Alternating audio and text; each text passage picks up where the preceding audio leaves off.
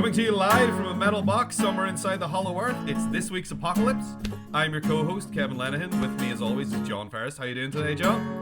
Good evening. Getting right to it, are you? All yep, right. yes. Yeah.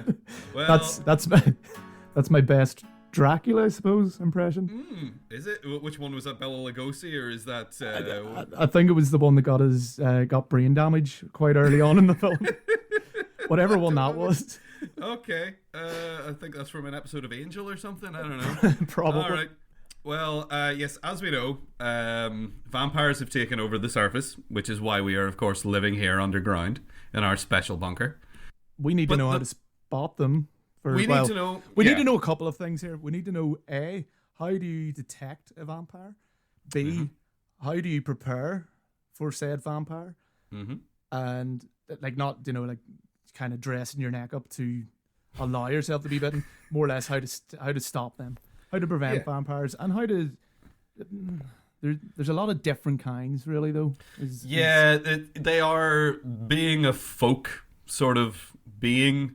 There's a lot of sort of differing adaptations, different interpretations. Then we get into the modern day. I watched Matrix reruns, and I'm going to wear leather coats. Yes, and shoot things. We're going to wear ankle-length fitted leather jackets and have super cool, stupid guns that have light bullets in them. But hey, we'll get to that, won't we? So, anyway, the ultimate sort of purpose here is to find a film, let's say, that we can use. We can put in our education chamber in our bunker. Because as we know, the only real source of education is film and video games. Indeed, video games and movies that's where I learned everything I need to know Who reads to survive. Books anymore? Books are... you don't know who wrote that book? I know. There's a name on the cover, but I don't know. I can't see them. I can't see them saying the words, so, I can't hear them. Exactly. Could be anybody. So we have 3 movies in order to educate ourselves about how to survive once the vampire apocalypse really takes hold. What have we got here? So... we have Len Wiseman's Underworld. All right, save your opinions. I didn't say anything. That's. Oh, right, okay. That could have been a good. Okay, we have this double barreler of Francis Ford Coppola's Bram Stoker's Dracula. We'll get to it. And then we have another. We've got another name masterpiece. A masterpiece. Ooh. Well, you know what? We'll get to that. We have John Carpenter's Vampires, which is just the best title. Oh my gosh. Yep. So, let's. They're John Carpenter's vampires, and you're not allowed to play with them. That's true. That's true. They belong to They're him. Mang. There is. That's right. Yep, that's John Carpenter. That's what he sounds like. Mines, I believe, is how he puts it. So let's start off with. Now we've just watched these movies, so pretty fresh in my head. I've made copious notes on the back of crisp packets here. I've been trying for the past 24 hours to suppress a lot of it, but it's not working. So yeah. So Underworld. Oh. So. Oh, we're starting off with a banger then? Yes, we're starting. Yeah, that's what I said. It's a showstopper. So, Underworld. Well, how did you feel about the vampire/werewolf movie Underworld? It has a lot of pacing problems. It doesn't. That's the nice way of saying it.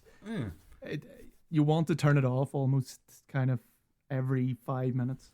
I don't know. I mean, there's always something happening. Is there though? Yes, there's always There's a lot of shooty, and then brief, not brief, sorry, the opposite of brief, long sections of nothing really happening, and vampires walking about looking cool. But something's always moving. If that's it catches the eye whenever it's not too dark to see what's going on. It definitely is something that came from that Matrix big long leather coat thing. It's like the director or the writers or whoever watched way too much of that and kind of went, you know what that needs? More vampires. And big dog men as well. Don't big forget dog. the big dog men. men. Big dog men. Yeah, they're not really...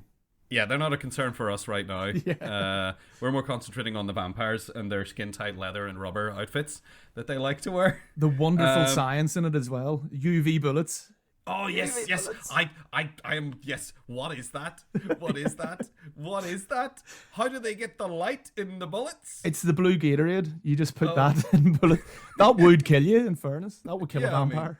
That would kill mostly anything. Just that crap straight into your blood. Drinking it like kind of makes you feel dead. So yeah, you can sort of feel the necrosis creeping out from your stomach and into your heart. But I think my thing with this movie is that there are certain things that I feel like I understood about vampires, in that vampires, they call them undead, right? Yeah. So vampires are undead, but there are several points in this movie where they sort of, I don't know if they forgot, or if they're trying to do something different, but they have one scene where they are a vampire is being reanimated, from his sleep, and it's Victor, I believe. Victor, yes, played by the always just scenery chewing Bill Nighy, who is definitely the best thing in this film. He's wonderful by far. He's so angry and intense all the time, and he's having a lot of fun. In fact, I believe I wrote down there was a quote from him. Oh, well, I'll find it in a bit. But when they're reanimating him, it gives you a sort of a view of the inside of his body and his organs sort of coming back to life and his heart beating. Now, to me, I feel like vampires don't have heartbeats, right? Vampires' hearts don't beat. That's a definite kind of staple of vampires, is their bodies are dead. Yeah. And especially in these other two choices, which we'll get to, but in even as far back as the Nosferatu things, and Dracula's kind of was the main one.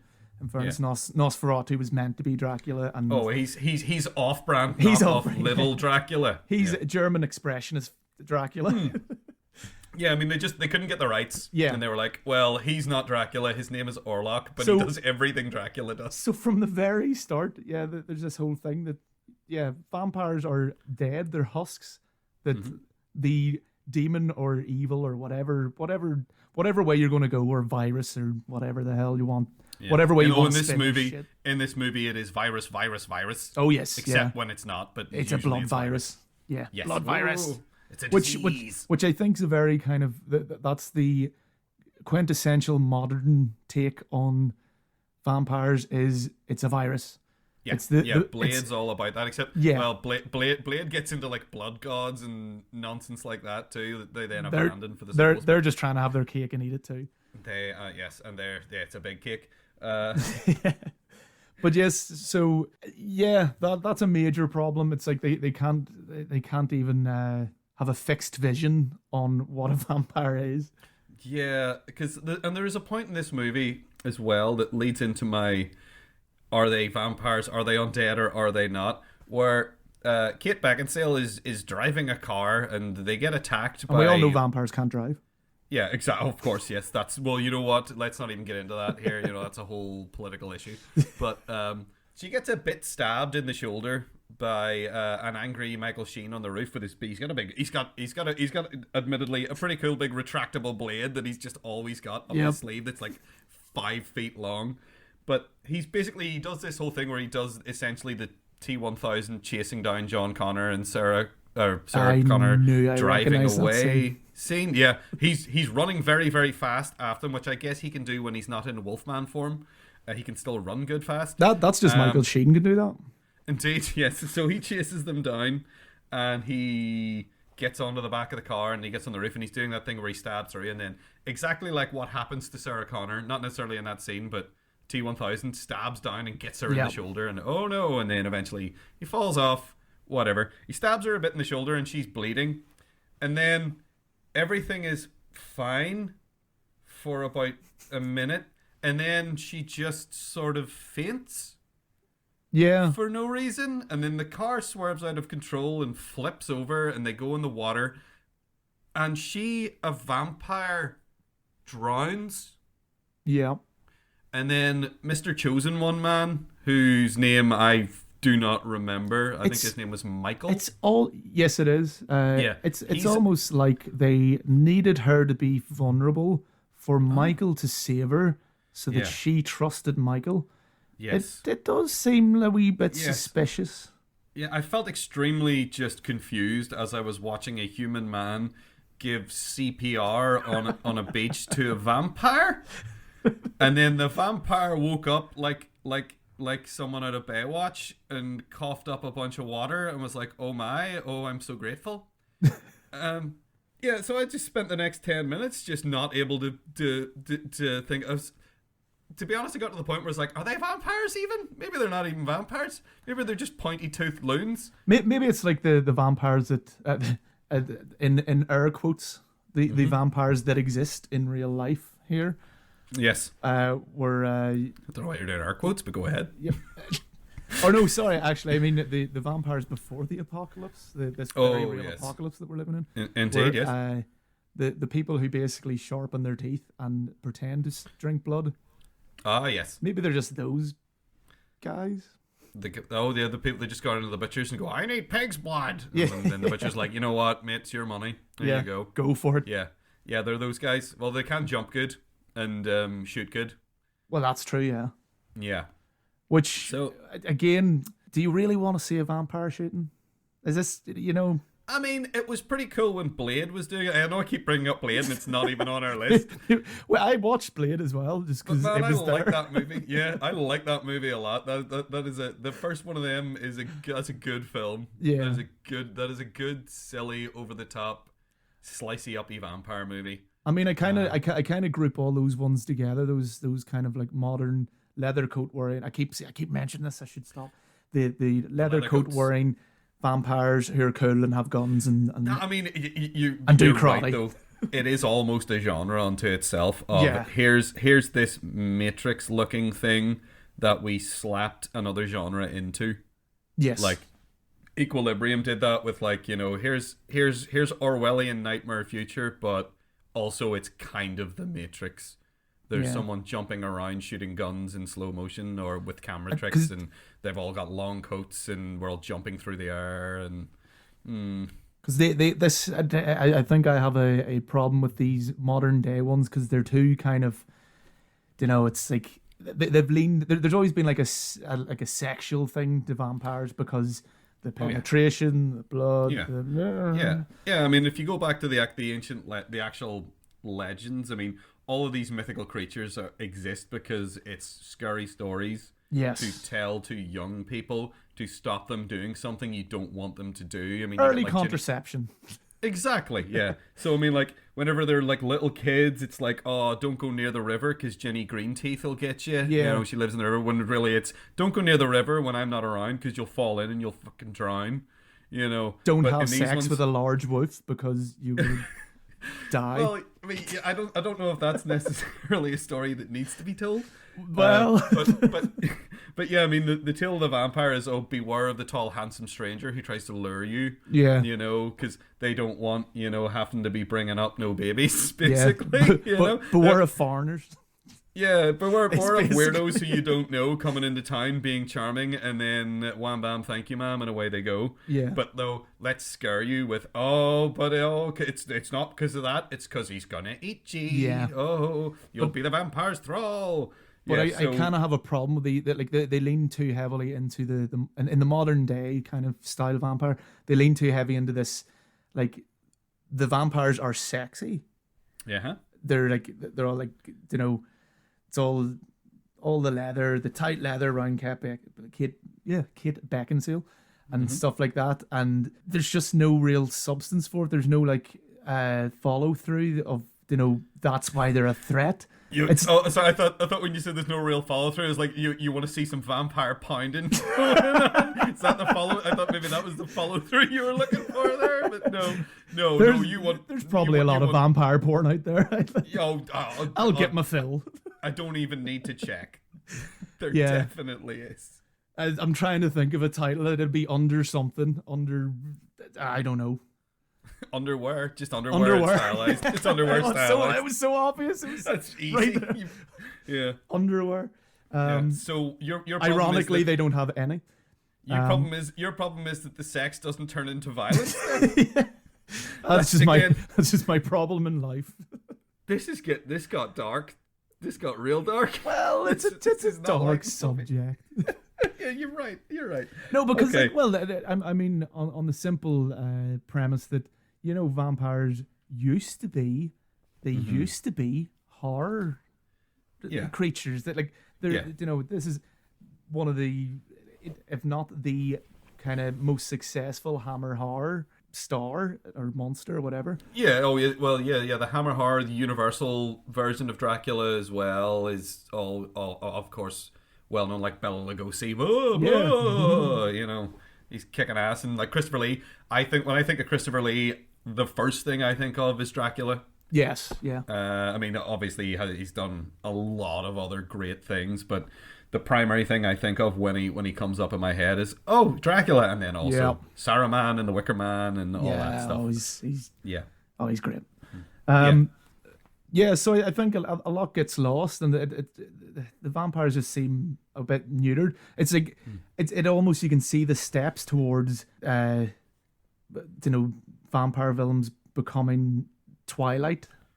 Where that was a slow process, but it was it once you saw it start, you can look back and see, this was actually a natural progression. Yeah. To Twilight, of just like we got from Nosferatu to Robert Pattinson going, I sparkle if I go out in the sun. Yeah, standing and looking deep in the moonlight. Yes. As opposed to, I'm this horrifying, weird, bald creep with claws that is, I guess in Nosferatu, it's not as sexual. Now, again, we are sort of talking about Dracula here again. Yeah, maybe we should have started with Dracula. When we talk, we'll get to him. We'll get to Dracula and the sexual thing, because man, that film is dripping. But as far as Underworld goes, they're not like, they've made them look sexy, but like it's all it's surface level. It's shallow. Yeah. And I think you could say that about Underworld as a whole. It's a very shallow universe. The whole series. Mm-hmm. It doesn't. I mean, okay, I'm about to. I could be a real dick here and just get into the. It doesn't make sense. Which we're already. You're starting off from zero there. Yeah, go ahead. But it's so on the nose, awful that you can't help but get over it. It's like that suspension of disbelief that you have to have in any of these things, really.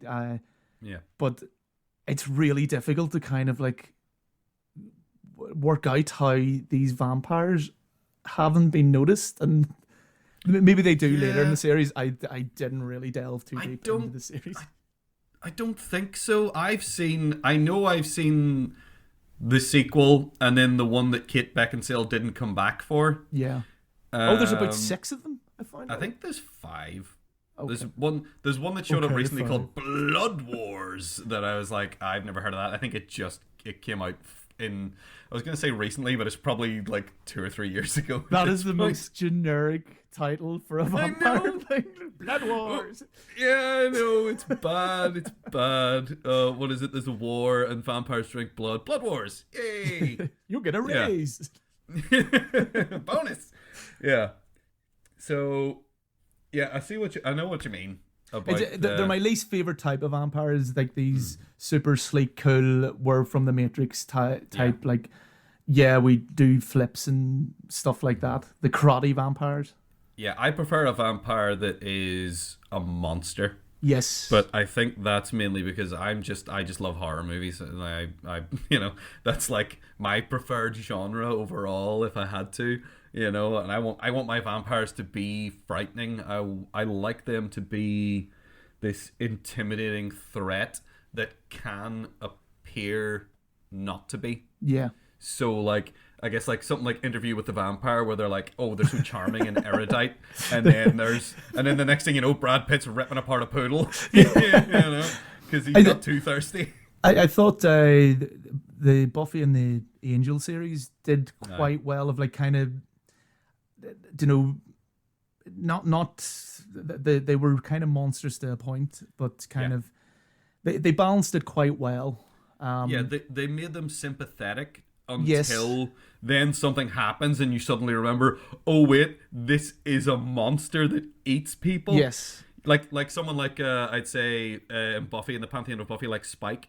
Yes. Spike's a character you grow to really like, and sometimes he'll have a real great character moment where you'll feel bad for him. Oh yes. And he'll be sad, he'll be down in the dumps, he'll be depressed, he'll be having a very, very human seeming problem. Yeah. That his girlfriend left him, and he's drunk, and he's making mistakes, and he's just constantly making bad decisions, and then he's sitting there and he has this epiphany where suddenly he's talking about it with someone, and then he realizes that that's what he's been doing, and you're like, oh, good on you, Spike. And then his face changes and he grabs somebody and eats them, and you're like, oh right, yeah, okay, vampire bad. There's a great comedic scene in one of the, I think it's the third or the fourth season, I can't remember, but ridiculous kind of stuff happens. He gets a chip in his head, so he can't bite into people. Oh yes, he is actually effectively neutered. Yes, exactly. Used earlier. Very much foreshadowing what would happen to vampires in media. And he goes to kill Willow, which is Buffy's best friend. And because the chip keeps activating, he can't do it, and they kind of play it off as like an impotence type thing. Like, he's saying, "Oh, it normally doesn't happen," and she's trying to go, "Oh, it's okay. Is it because of what I'm wearing and stuff?" It's played for laughs, but at the same time, like, this is a fucking monster trying to kill you. It's done quite well. That show had a good kind of balance, mainly because it took the piss out of itself quite regularly as well, which kind of helped. You weren't meant to take it entirely serious. Yeah, it was self-aware, but it was self-serious when it needed to be. Yes, yeah. Yeah, it wasn't constantly ridiculous, but it wasn't afraid to get cheesy. Oh yeah, it got cheesy. Yeah, and it was like 70% cheese, I think, really, at the end of the day. And to swing it back to what we're meant to be talking about, Underworld. Mm-hmm. Underworld takes itself so seriously. Like, there's no humor in Underworld. There's no there's nothing is played for laughs. This is like, oh, this is very serious. Yes, we're in leather coats. Yeah, there's no levity in the whole thing. It's just, this is dark and serious, and everything has a bluish grey tint to it, because that's how the world is, because it's cold and harsh, and we're all too stylish to laugh, I think, maybe is the thing. I think they're so too stylish to laugh, I think is sums up Underworld to me. Oh, definitely. And I think that feeds into, I think, what I don't like about it in general is that it is all style and very little substance. They try to have a bit of substance with, the science aspect of it that they do try to lean into, where they say, oh, this is a disease, and the werewolves are doing research in their extremely unsanitary lab in the sewer. Just that sentence is amazing. The werewolves are doing research. They're doing werewolf research in their terrible laboratory that's in a sewer. Yeah, that's not gonna work. That's just, you know what, lads, you can rent an office building, you have other places, you don't have to live in the sewer. But they do, and they do all their science down there. It's hard to make money as a werewolf, right? It probably is, actually, yeah. You're right. It's apparently not hard to make money as a vampire, though. Those guys are rich. No. They don't really explain where their money comes from. They just have money. Good investments, they've been playing the stock market for thousands of years. Almost certainly, that is definitely true. I mean, that's what I would do if I was Eternal Life. I wouldn't have to go to a job for fucking 500 years in a row. I really don't think so. Right, but actually, and given that there is actually, when you bring up like labs, there is a point where it's one of those pernickety things where it's just like you abandoned your internal any kind of logic here. There is a point where Kate Beckinsale and Mr. Chosen Man, Michael, Mr. Chosen Man. Yeah, she does this whole thing where it's like they play it off as like a character moment where they're like falling in love and she like kisses him or whatever, but really she's just trying to get round him to handcuff him to a chair. Yes, yeah. Okay. Alright, so that scene, she handcuffs him to a chair because she wants him to be safe from the werewolves. Yeah. But the thing is, she says to him, he's been bitten by a werewolf at this point, and he's going to go through the change. Yep. And she says to him, after she has cuffed him to this chair in this lab, right? She handcuffs him to the chair. And she says, tomorrow night is going to be a full moon. And you are going to change. So her thing is that she doesn't want him out ripping things up and being a werewolf. And she wants to keep him there when he changes into a werewolf, right? Yep. Now, this is the night before, because it's dark outside, so she says tomorrow night. She chains him to a chair and leaves him there for, I assume, over 24 hours is her plan. Yeah. She doesn't give him food. She doesn't give him water. She doesn't even give him a bucket. But it's a movie. People in movies don't poop. She just abandons him there for over a day is her plan. Now, luckily, like, everything goes wrong and he ends up not being chained to the chair. Yeah. Because some werewolves come and try to get him. But her plan was to just leave him chained in this lab to a chair for, I mean, could you imagine the mess when she came back to get him? That would be a brilliant scene in the extras. Yeah, just like here's the scene we filmed of her coming back. I'm like, oh god, it didn't test well with the test audience. I brought you some new clothes, and here's a hose. Stand over there. Oh, just like 15-minute scene of her hosing him down.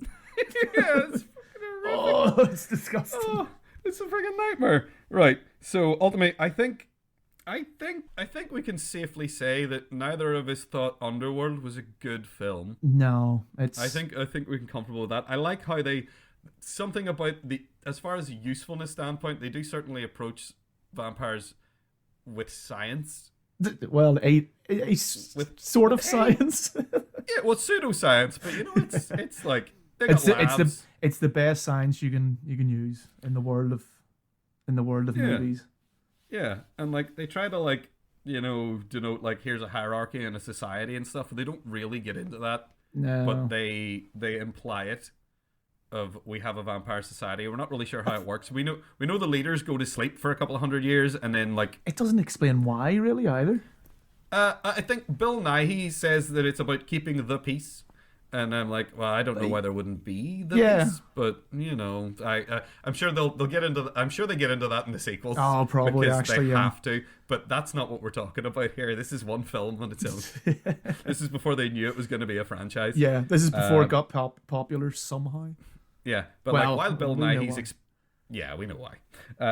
But while Bill Nighy's explaining that, I mean, he's again, as I said before, we just need to talk about Bill Nighy. He is the best thing in this film, I think.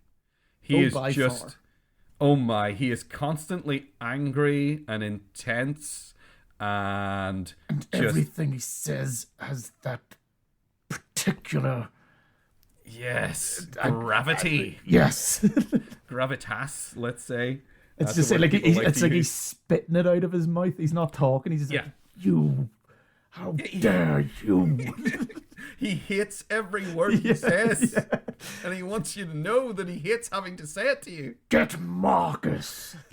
Yes, Marcus. He's the underground man who's not alive yet. That's the guy who's I stole his job, basically. Yeah, and then what's happened, and then it sets up the sequel. Yeah, which in our heads doesn't exist.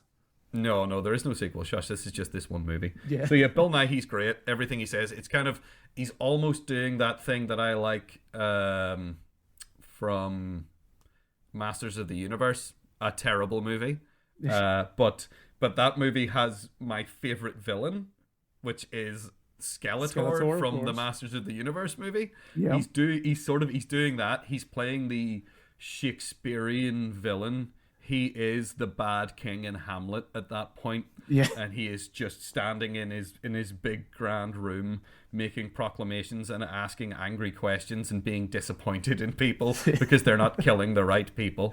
So, yeah, ultimately I would say I don't think Underworld's very good. I think it was entertaining.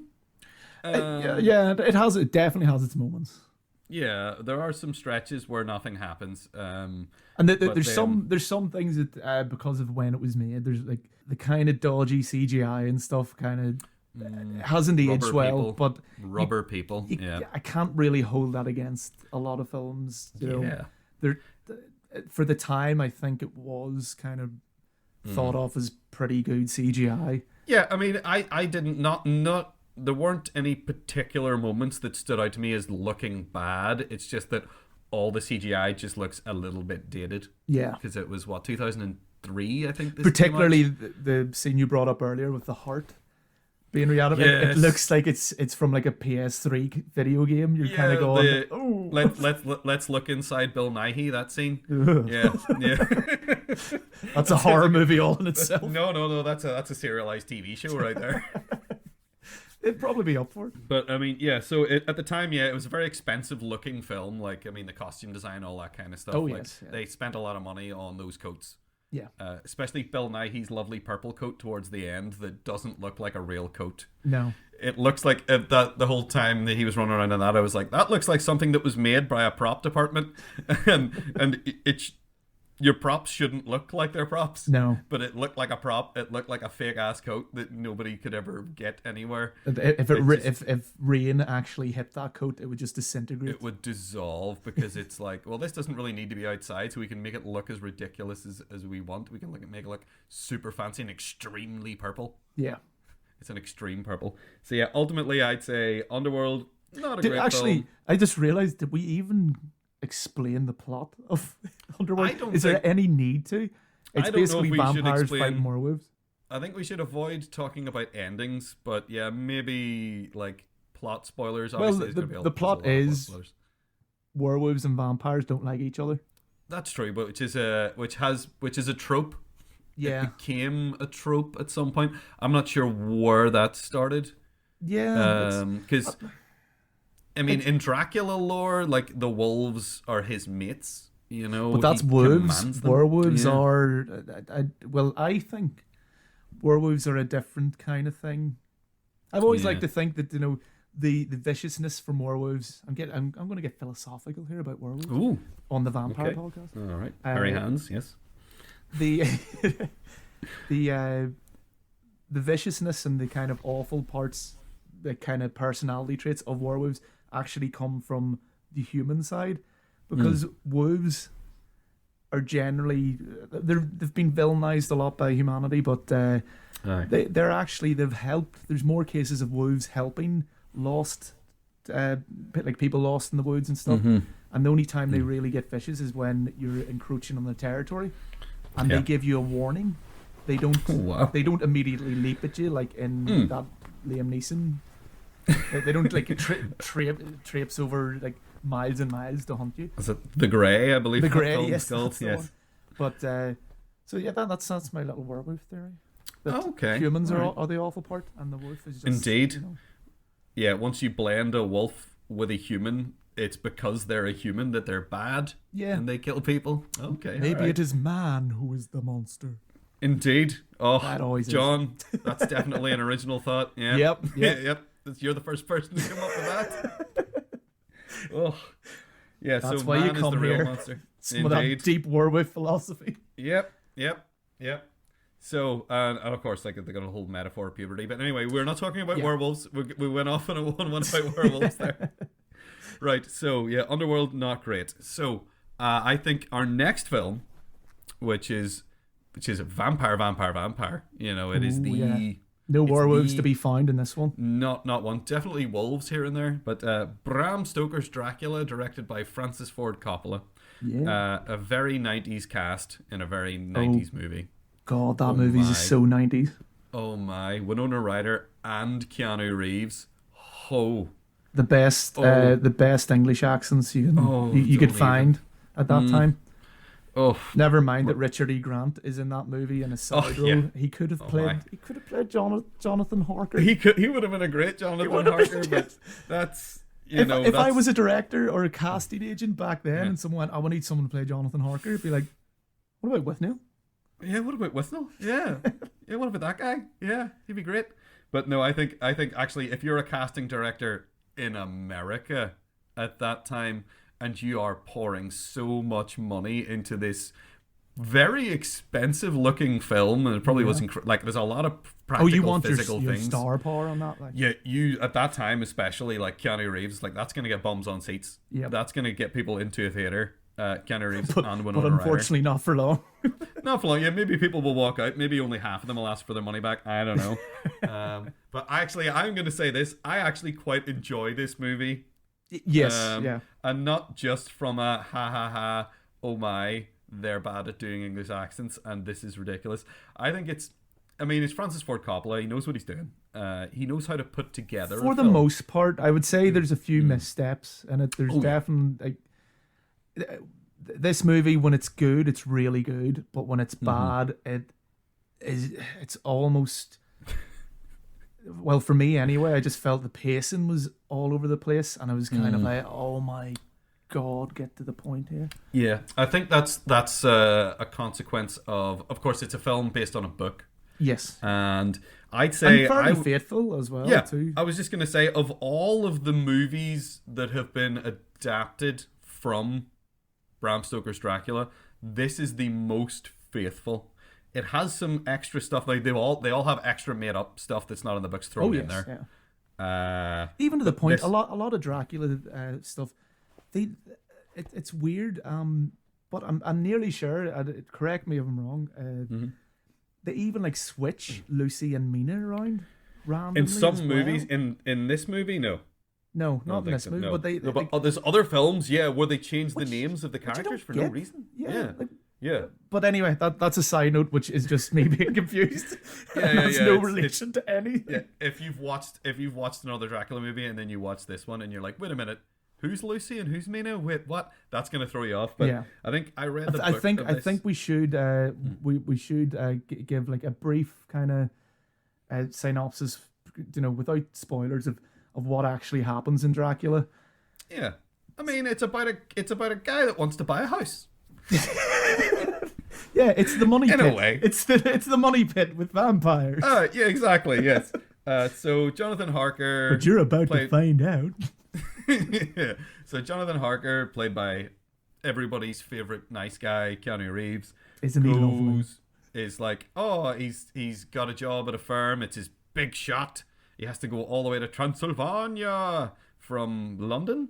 Yes, to broker a deal basically for this guy to buy a whole bunch of houses. I think it's 10 houses he wants to buy in London. Yeah, something ridiculous. Just wild. 10 properties anyway. So it's his job to go there, talk it out with him, do the deal, get him to sign the papers, come home with the papers. Yet again, another vampire, just making very good investments over multiple hundreds of years. Very good with their money. Yeah. Aye.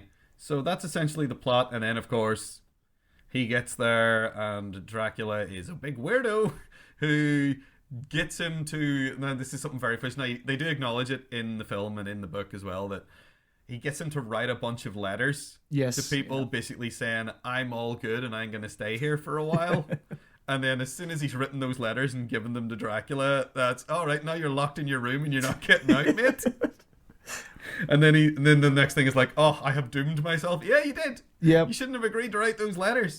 Somebody might have come to look for you. Jonathan Harker is a complete moron in this movie. He's a bit of a boob. He's a bit of a boob. There's a whole sequence where Dracula and him are talking in like a study, and Dracula's shadow might as well be 2 miles away from him playing ping pong or like doing. Or no, not playing ping pong, doing like something really ghastly, like devouring something. But he doesn't bat an eyelid. He like turns to his left after seeing his shadow like over on the right, miles away, and then it's all like, oh, how you doing, Count? Oh, you want to talk about Jonathan Harker not batting an eyelid? It's something he should be extremely concerned about. Oh my. When Jonathan Harker is on his way to Castle Dracula and gets dropped off by the coach and gets, of course, warned by gypsies. And then, of course, he's there waiting for the coach that's to take him to the castle. And the coach shows up and it pulls up. The guy doesn't speak to him. I really like that shot with the hand. It's so funny. Like, so the guy reaches out of his cloak. His hand is covered in reptilian scales, and he has huge claws. And perfectly normal in Transylvania.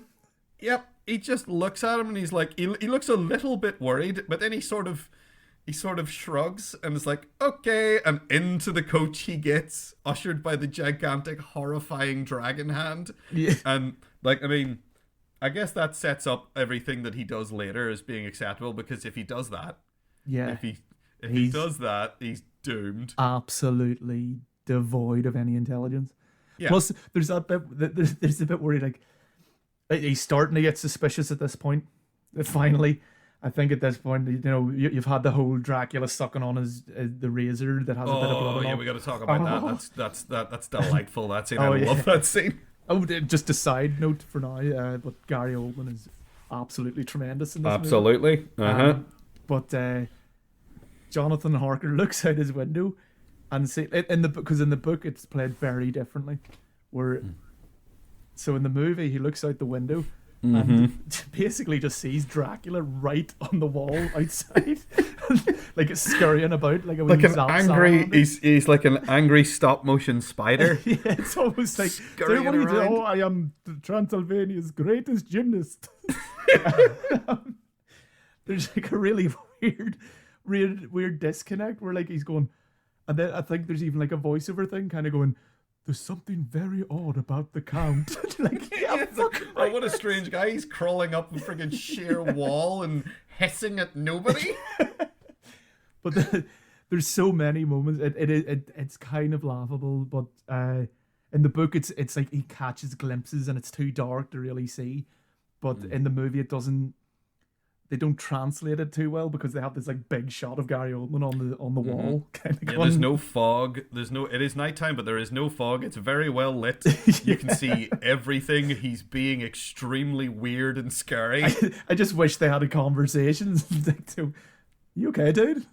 Yeah, you alright out there? Yep. Yeah. Do you want me to make a rope or no, I'm fine. Yeah, so he's scurrying around now. I believe that's after the point where he's had him write the letters and he's like, so it doesn't matter if he knows at this point. So he's already imprisoned. He's not getting out at that stage.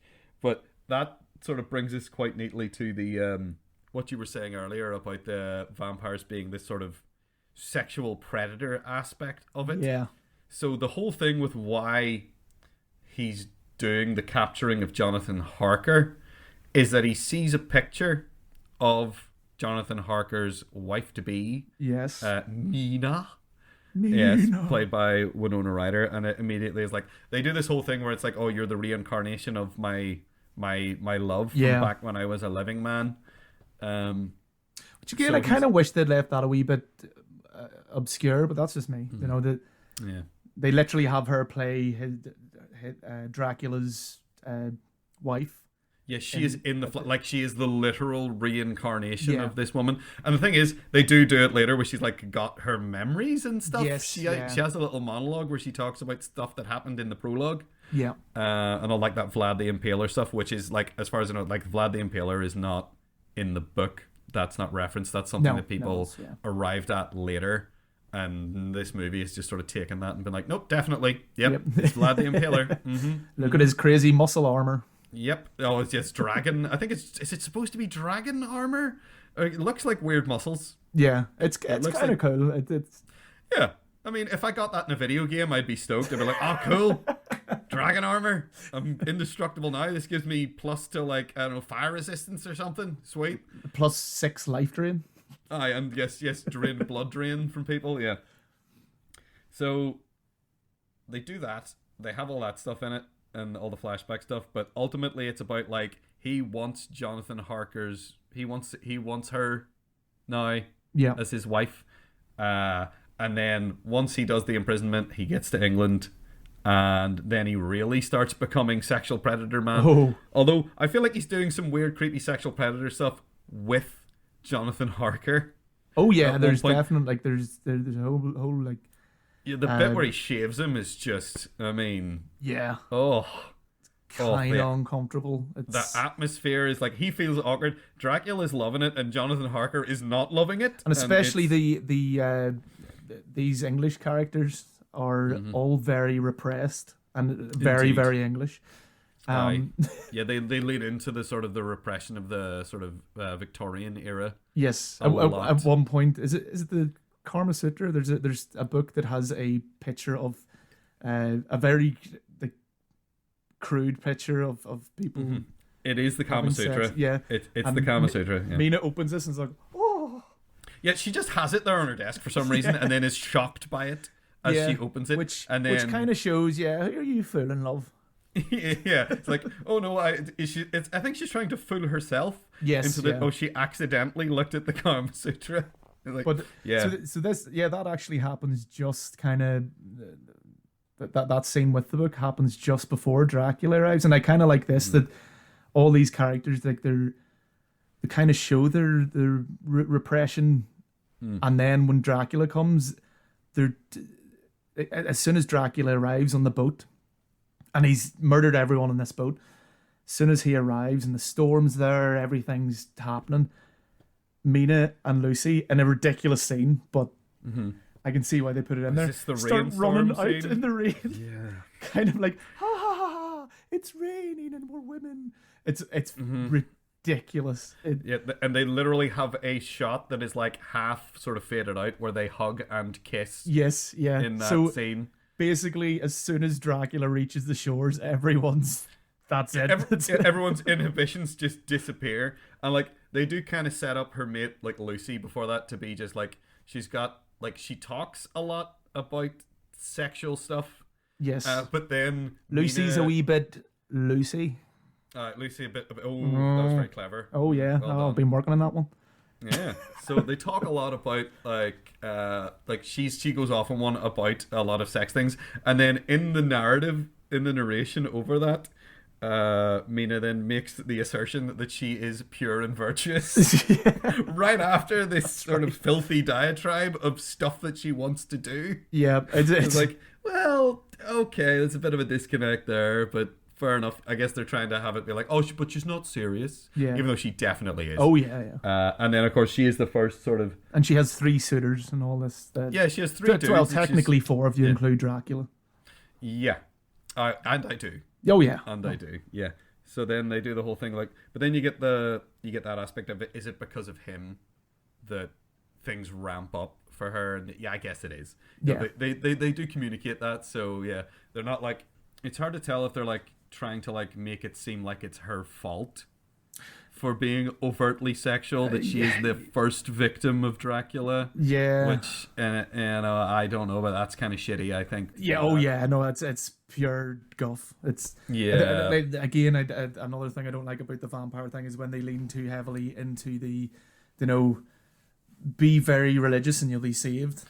Oh, be pious. Yeah, be pious but well, because there's always the cross stuff and all that. He fears God and all this. Which in Underworld they do not address, I think, at all. Yeah, which is kind of cool. Yeah, I don't know. Again, yeah. I'll be defending Underworld now. Oh, I feel dirty. So Dracula's here now. He goes after Mina's friend Lucy. Yep. Dr. Seward, I think. Seward, I believe, is how it's pronounced. Starts kind of noticing she's getting ill. Who's one of her suitors. Yes. Oh, yes. We should add. Yep. She's got Richard E. Grant. She's got Carrie Always, who is just doing the Carrie Always thing, and I love it every time he's in anything. And some American Princess guy. Bride. Yeah, and then some American guy that they refer to as the Texan. They definitely say his name. Quincy, I think. I completely forgot his name. I was just thinking of him as the Texan. The Texan. Yeah, that's. So I think of her suitors as obviously Dracula, friggin' Carrie Elwes, Withnail, and some American guy with a mustache who loves guns and knives. Yeah. Oh, he's got a big knife. He has a very big knife that they make. One of the first things she does is make allusions to penis size by talking about his knife and what can I hold it and it's so big and ha ha ha ha ha. While Mina stands across the room completely shocked. Yes, aghast. I think it would be a good word to describe how she's feeling. Yeah. Oh, it's ridiculous.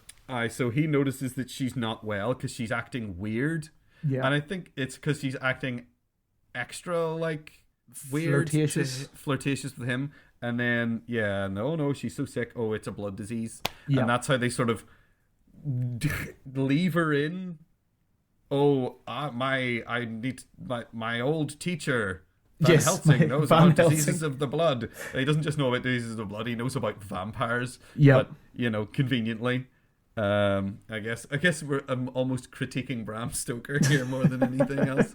But then that brings us to, of course, the introduction of Van Helsing, played by Anthony Hopkins, who is just getting wild with it, to be honest. Yeah. I mean, he shows up and he's kind of like, they have that first scene where he's being all medical in his medical college to show you that he's super smart and he knows lots. Oh, yes. And that, he's also a bit cheeky because he corrects a student and he takes the piss out of some of his people who are asking him things. I think at some point he cracks a joke and everyone guffaws. Everyone thinks it's wonderful, even though it's not very funny. So then, he shows up, then he immediately knows it's vampires. Yep. Straight away. It's fairly obvious, though. Yeah, and is incredibly, to be honest, I find him to be, he's incredibly inappropriate with everyone, which is almost a breath of fresh air because I hate that stuffy, like, everyone's so careful about what they say. And, oh no, you can't say that. Yeah, so I kind of like that on purpose, to show a contrast between, like, here's this guy who has no inhibitions, and will just, like, literally, like, whenever he meets Mina, the first thing he does is get right up close to her and sniff her. That's a wee bit creepy, in fairness. He sniffs her, and it's like. I guess they're trying to excuse it as like, oh, he suspects that she's under the thrall of the vampire. Yeah, but it comes across as just, well, that guy's a bit of a creep. I do have to say, though, that I enjoyed whenever Van Helsing appears. Mm-hmm. I enjoyed Anthony Hopkins more when he was there in person because his narration was so droll and so, like, just very, like he didn't care.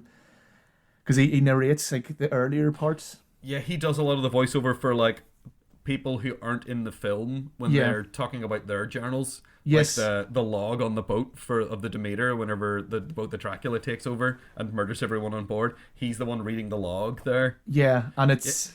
He's also in it at the beginning. He is the priest. That's right. At the beginning when Dracula gets angry at God. Which never comes back again. No, like, I mean, are they implying that he is a reincarnation of that guy? Probably, yeah. I mean, what else can you really take from it?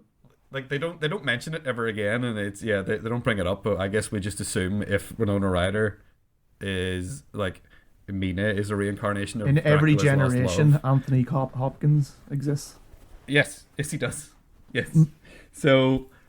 So he's great, but he's also rubbish. Like, he's a shit. In many ways, he's a shitty guy. Oh, he's really rude.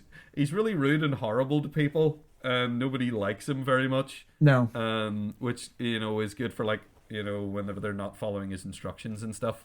It makes sense. Yeah. That then Lucy goes off and gets finally murked by Dracula, and then they don't want to cut her head off. Spoilers. Yeah.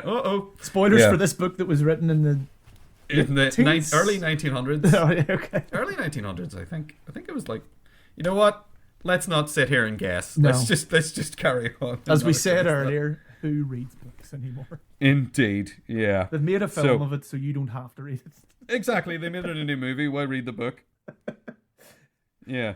So, he's this weird sort of, I don't know, contrasting foil for everybody, and I don't know if I like him, but he's a good character anyway, and he plays him well. He plays him with verve.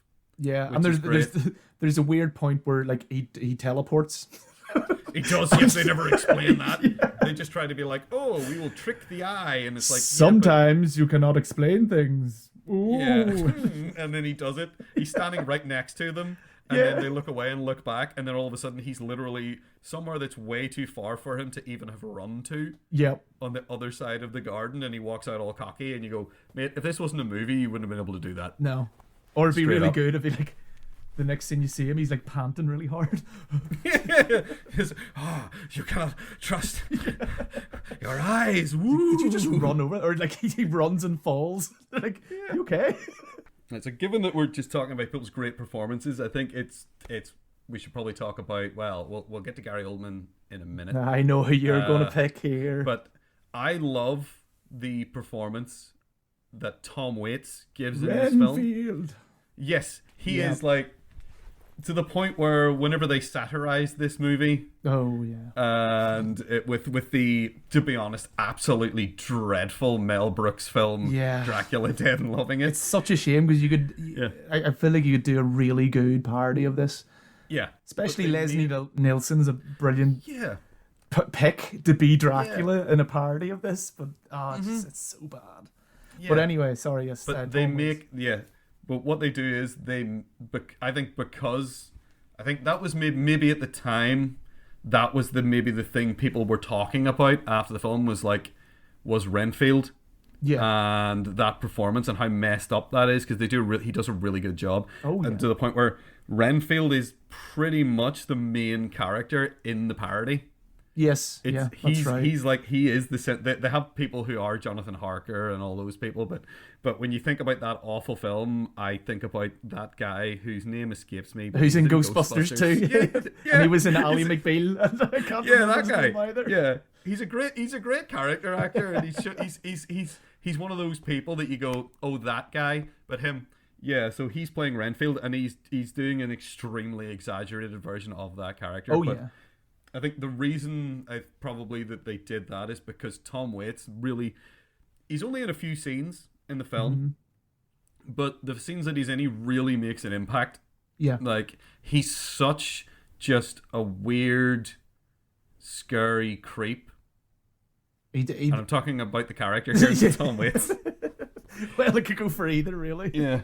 But it's just his performance, I think, is almost like, if it wasn't for Gary Oldman, would define the movie for me. Yeah, and in many ways it does. I mean, for a lot of these, like specifically Dracula movies, but then even, the kind of Renfield character has appeared in other things, or that type of character has. Like, they might not be called Renfield, but this character who Dracula or whatever kind of major vampire has a thrall over. Mm-hmm. Yeah. And a lot of the times they're kind of coming off this and it's not just Tom Waits to thank for this, this is very much the director and the writers and all the people involved.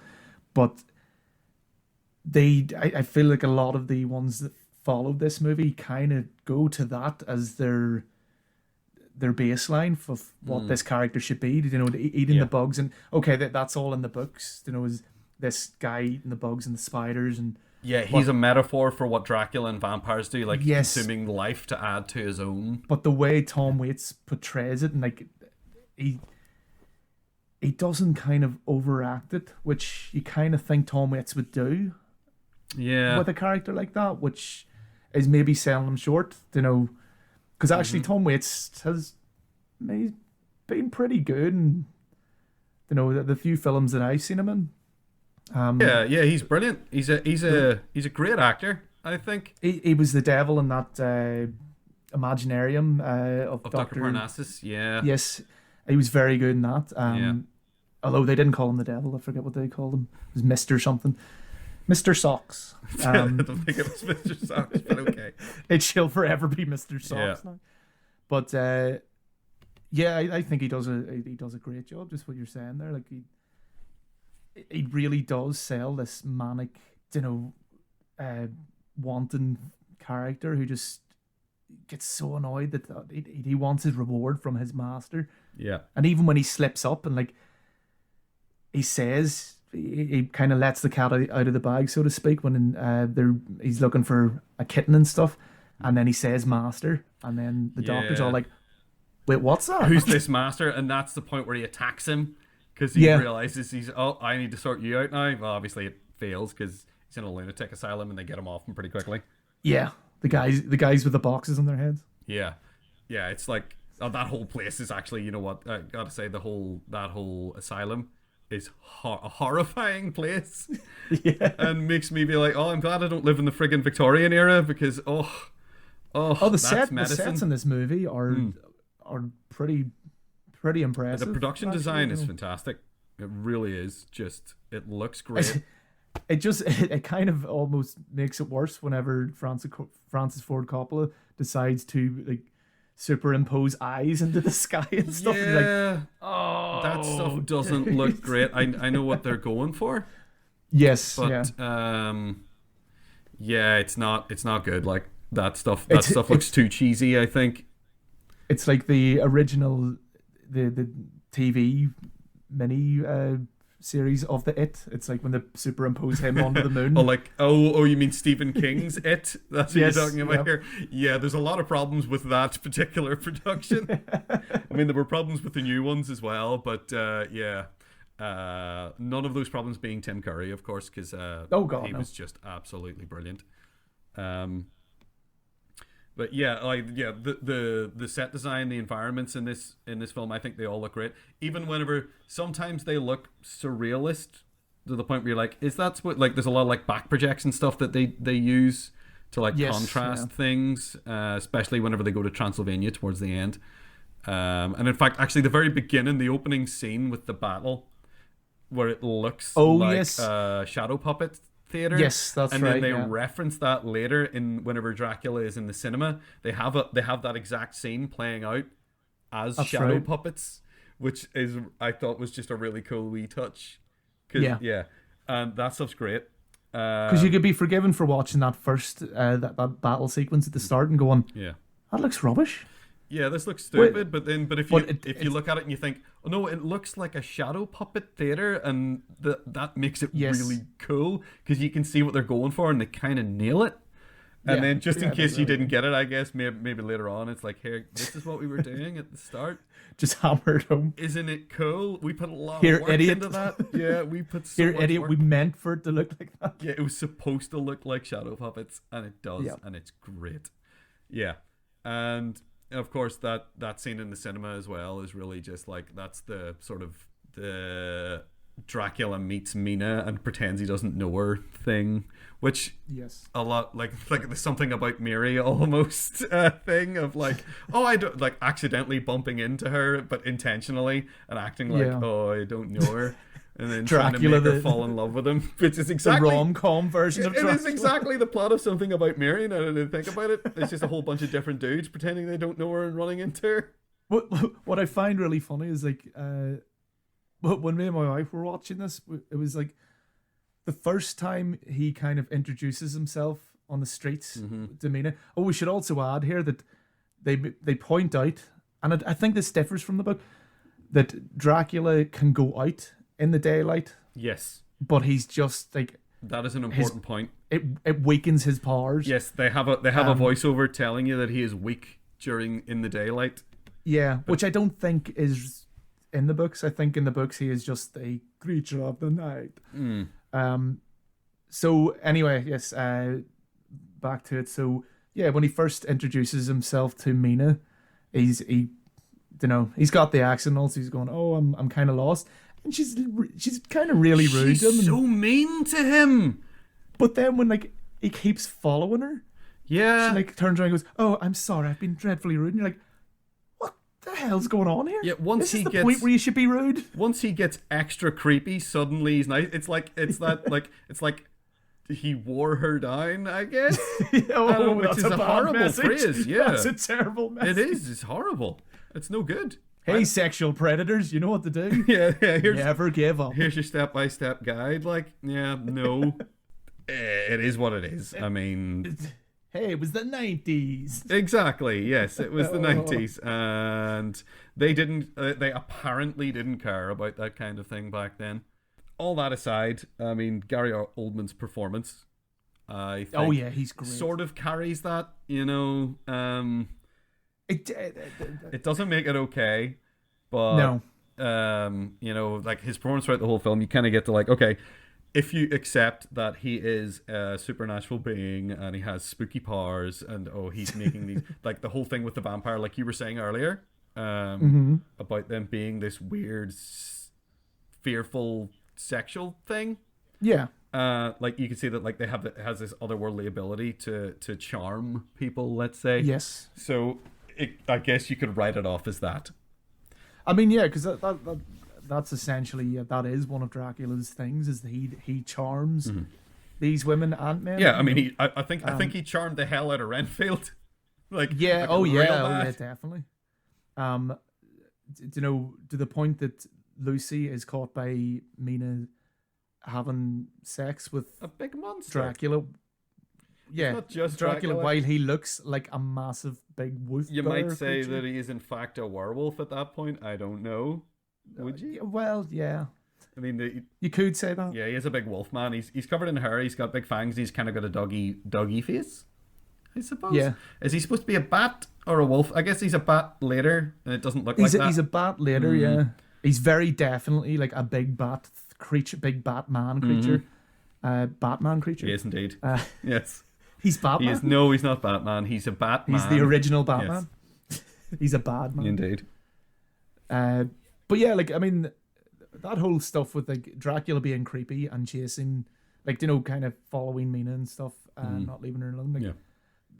I don't think that's bad in the sense of the story, because you're not meant to actually root for Dracula. No. You know, he is the enemy, and he is the horrible sexual predator that you should be avoiding. Yep. But the way it kind of plays out, it's just very odd. Yeah. It's just like Mina's reactions just don't seem real. Yeah. They don't seem like some of the real part. But again, as you say, it could just be the beginnings of the thrall. It's the supernatural force of Dracula. Woo! Yeah. Hey, it's magic. Like at the beginning, he's kind of weak, I guess, whenever he's with Jonathan Harker, and he has to sort of trick him, you know. Yeah. And then I guess later as it goes on, he's just totally just owning the place. Like during that whole weird shaving scene, he's being a super creep, and Jonathan just looks really uncomfortable.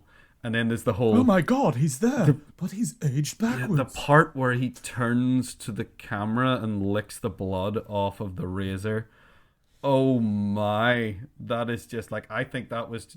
Gary Oldman is just having... He looks like he's having a great time playing this guy during that scene. Even like the weird arm movements, which are so close to just not working. Yeah. But they work because it's just... It's creepy and kind of disjointed enough that you go, oh. Yeah, he just has this weird shiver when he's doing it. Like, oh, yeah. It's so horrible. Oh. And then as it goes on, you know, he just sort of gets like, he just gets creepier and creepier until he leaves him. But back to like him being in England, you know, when he's being all young and I'm handsome and stuff, and maybe I'm less of a creep because I look good. Like, no, that's that. Sometimes that is how it works, but it shouldn't work that way. Well, you know, it works in the rom-coms. It does indeed. This is which this kind of is in a lot of ways. You look at that. What do you call that one? The Notebook. I never actually saw it. It sounded bad. You know what? At some point in this podcast, I'm going to force you to watch the Notebook. We'll see. If that's what ends up destroying the world, then yeah, we'll go for it. Oh, it will. Believe me. All right, fair enough. Right. So, yeah, I think as a whole, Gary Oldman kind of owns this film. I mean, Keanu Reeves' accent tries to own the film for me with the driver. When he says the word driver, it's wonderful. I love it when he says driver. It makes me happy to hear that. Driver, there's no one here. Yep. That was actually better than his accents. Yeah. Well, I don't know. You've got some work to do. Yeah, truly atrocious. I got to drag myself down a little. So I do like that. I like his performance. I mean, I like Keanu's performance in that it's fun. You know. Oh yeah. But yeah, maybe doing accents is outside of his range. I don't know. But it's a joy to watch. It is. It doesn't ruin the film. Yeah, and Gary Oldman is doing an accent. I don't know if Gary Oldman's accent is accurate or not. To Romanian. That's the other thing is like it could be. It sounds like I doubt it. It sounds a little comic book Russian to me at times. It's probably just like kind of Euro trash. Yeah, it's like type, no one will notice. I'm just Eastern European somewhere. Am I Hungarian? Am I Polish? Am I Romanian? I don't know. Technically, it should be Hungarian from when Vlad the Impaler, because that was all part of Hungary before the Austro-Hungarian Empire crumbled. I think we're thinking about it more than I did. So I think we should stop. Because that's, I think we're wasting our time on that one. Okay, back to some more with philosophy. Nope. Werewolf philosophy. Maybe that could be your special segment at some point. Not right now. I'll write a jingle for it. Indeed. Oh God, nice, please. So around about this time, like whenever the whole kind of, because not Mina, Lucy's still alive around this point, and they're trying to like help her and blah blah blah, and then kind of. Few things happen. We'll not get into too much, but Lucy ends up dying. And they have to go deal with her. Yeah, and it's kind of after this, I think it starts like the pace of the movie really gets bogged down. Yeah, with a lot of Mina and the Count kind of just almost having these like going nowhere conversations of just like, but I know you from somewhere. Yeah, I feel like I know they you. felt like they had to justify the end of the film with her being his paramour and it being up to her to finish him off because of their connection. But yeah, I think the problem is that they spend so long doing that when they get to the point where suddenly everything's happening, it all sort of happens at once.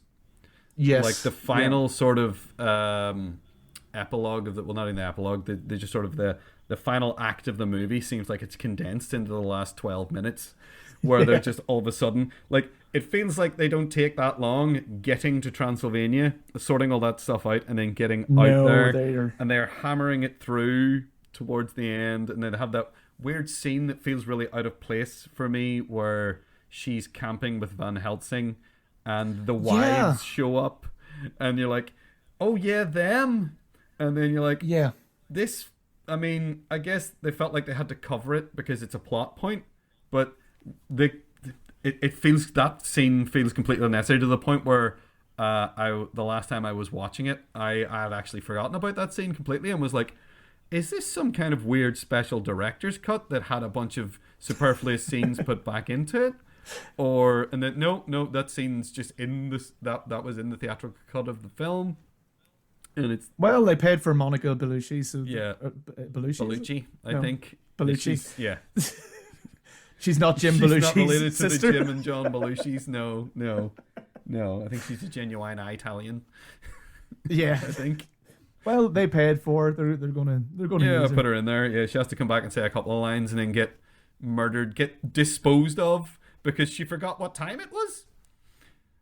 The whole thing is that, like, suddenly it's the sun rises and they have to run away, and it's like, well, vampires are very bad at keeping time. Yeah, and then they go and they stake them and they chop their heads off, and then that's the last we have to think. We don't have to think about them anymore, I guess. Yeah, but I wasn't thinking about them anyway, to be honest. They didn't really make them important enough.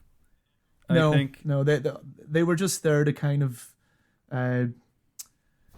Again, it's the whole sexual thing with Jonathan. Yeah. While the Count's off dealing with Mina, he leaves Jonathan there with these three the brides, his brides, yes. I suppose the brides of Dracula. And they're all being very seductive with him and all that. So it's good for painting that aspect, but to be honest, I don't think they really needed to be dealt with. It didn't feel like they did. And then whenever they show up again, it felt really weird to me when they showed up again. And I was just like, I feel like this shouldn't be happening. But anyway, that whole bit is over in what feels like seconds. And then they rush to the end, and then they get through the ending scene where Mr. Texan Man, who I forgot about also, is suddenly important again because he's dying, I suppose. They get into a big scrap. Yeah, Dracula busts out of the box. Yeah, like in a wonderfully comical fashion. Like a Jack in the Box. Yeah, he just kind of goes, "Bah!" And he like hits him in the face, and that kills Quincy. Yeah. Which I suppose, he's got superhuman strength. He's a big, strong man, yes. Yeah. But he doesn't seem to have any facial injuries when he's lying on the ground. They're all going, Quincy. No, he's just sort of generically dying. I'm going to say all of his... he's generically dying, which happens in a lot of films where someone is generically dying because something happened to them and they have a wee bit of blood that comes out of their mouth. And you're like, oh, right, okay. There's blood coming out of his mouth, so he must be dying. That's the You know what? That's the language of cinema, to be honest. Yeah, it's like, if you cough up the blood in the handkerchief. Oh, he's done for. He is. Yep, that's it.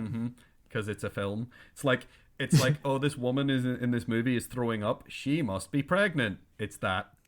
Yeah. Like, oh, what are we assuming? It's the morning and she's throwing up, therefore she's pregnant. Plot twist. It's this person has blood coming out of their mouth. They're doomed.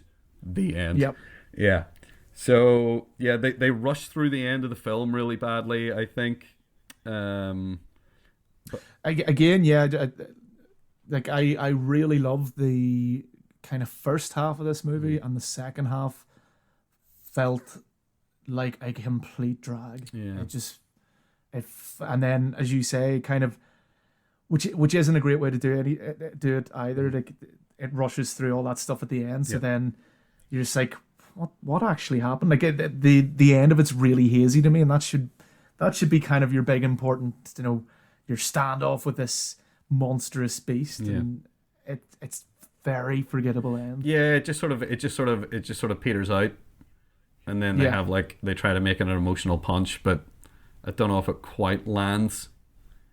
It doesn't really, because again they get too involved with Mina and Dracula. Yeah. Kind of sitting about and nothing really happening for the latter part of that movie. So they don't make me care about their relationship enough. No, they just keep, again, the worst thing they could do. Like, they just keep feeding information which we already know as the audience. Yeah, we recognize that Winona Ryder is the same actress from the beginning who played his wife. Yeah, and they're like, I feel like I know you from somewhere. And, I can't let Jonathan know about the Count and all this. It's very... I don't know. It's a shame as well, because if the second half was as strong as the first, it would be very good. Yeah, it would be just a great film. I think it's still a good film. Oh, yes. I think as... Few missteps. Yeah, I mean, I think of all the Dracula adaptations, it's like top 5. Definitely. Yeah. I think I like Nosferatu a lot because it's an amazing achievement for the time, and when you watch it, it's genuinely creepy. Nosferatu. Yeah. It is actually creepifying at times. But he's horrific looking, like even the sight of him, and which is it's a testament to Max Schreck's performance. Yes, yeah. I was about to say Boris Karloff, and I was like, no, that's completely not the right guy. Nope. But yes, he's absolutely frightening in that, and his movements and everything. I get like a lot of the Gary Oldman's movements as Dracula in this movie are you can see he was in some way inspired by Nosferatu. Yeah, there are I would imagine there are so. actual scenes, there are actual shots from Nosferatu that they recreate in this film as well. Yeah. Like, and also there's armadillos in this movie, which were in Nosferatu. I think it's whenever they first show the castle in Nosferatu and like, oh, look around here. I think they wanted to have some like strange beasts to reaffirm, oh, this is an odd place, and like there's otherworldly creatures. And they just assumed because it was like in the 19-teens, it was like, or 1920s. It's like, oh, well, no one's going to know what an armadillo is. No one's going to ever have seen one of those. So they have a bit where it's a couple of armadillos just running about with mice and stuff to like show it in Nosferatu. And they literally have that in this film. They have that exact scene. They have a shot. That's brilliant. in Transylvania of some armadillos arsing about with some mice, and it's wonderful. It's wonderful, and I love it. I think that should be added into every vampire movie now. You have to have armadillos. That's just like, that's Francis Ford Coppola's little thing for the nerds, for the movie nerds. Like, so people like me will point it and go, "Look, it's the armadillos, like in Nosferatu," and then you have to explain to the person next to you why you're so excited, and then you get halfway through explaining, and you're like, "I feel like a dick now." I feel like a dick for noticing this. Yeah, I was just going to say, I don't want to watch movies with you. No. It's good that we watch the film separately. Stop pointing out armadillos. I know, but they felt so important. Okay, so that brings us neatly then to our third and final film. Neatly. Yeah, indeed. Talking about things that are badly paced. John Carpenter's Vampires. Now, I would like to preface this by saying that some of my favorite films have been made by John Carpenter. Yeah. Okay? I love Halloween. I think Halloween is great. It's the best slasher movie, I think, in my opinion. But also, my favorite film is John Carpenter's The Thing. Oh, it's great. I love that film. It's a brilliant film. It's great. It's such a good film. I love it. I don't love this movie. I'm going to say that I enjoyed John Carpenter's Vampires. You mean you didn't love the extended them getting prepared to go into the derelict house scene with the repetitive, like, bluesy type music? The music, it's like it's so rubbish. Which is I'm pretty sure by John Carpenter. I was just gonna say, I'm pretty sure that is John Carpenter doing that music. Yeah. He didn't want to do too much music. He actually, I think he wrote. He tended to write the music of a lot of his films. I think one of the few ones was The Thing, and it was actually kind of. Yeah, it's not him. Yeah, it was a smart choice, and I think it shows that he is. You know, he's intelligent enough to realize I cannot do the music for The Thing. Yeah, it was Ennio Morricone did the music for The Thing of course, Good, the Bad, and the Ugly fame, and like most spaghetti westerns are scored by him, but he's done a lot of legitimate soundtracks as well. Yeah, not that there's anything illegitimate about The Good, the Bad, and the Ugly or the whole Dollars trilogy. I love those films. I think those films are great.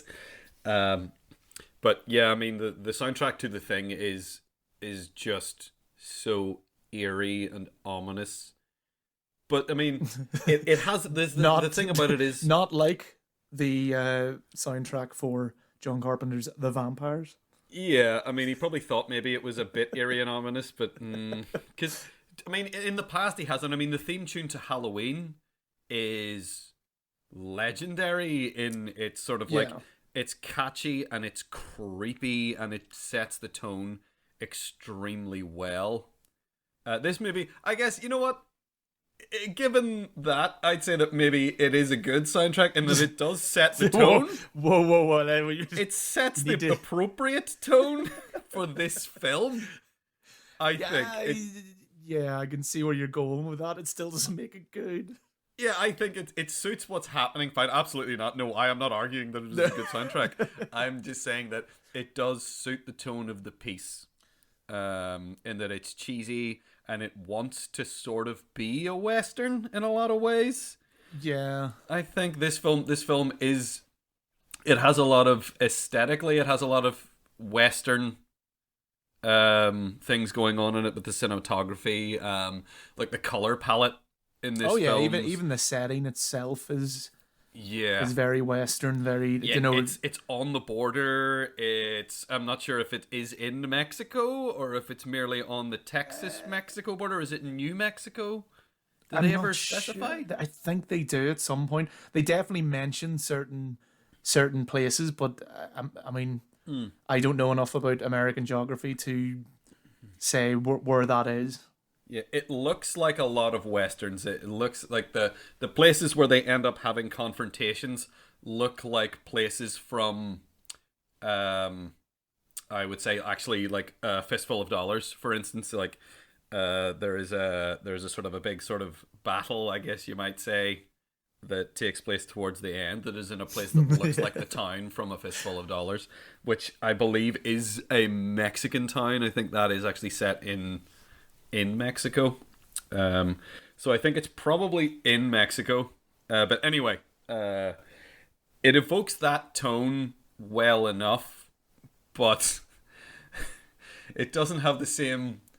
It doesn't have the great dialogue, or at least they don't choose to not have... Something about The Man with No Name, those films where Clint Eastwood didn't have a lot to say, lent itself well to the tone, whereas I think people have a little bit too much to say, maybe when they should just say nothing in this film. Yeah, and it's not good dialogue. No, when something is said, it's not as cool or not maybe as profound as they might have thought when they wrote it.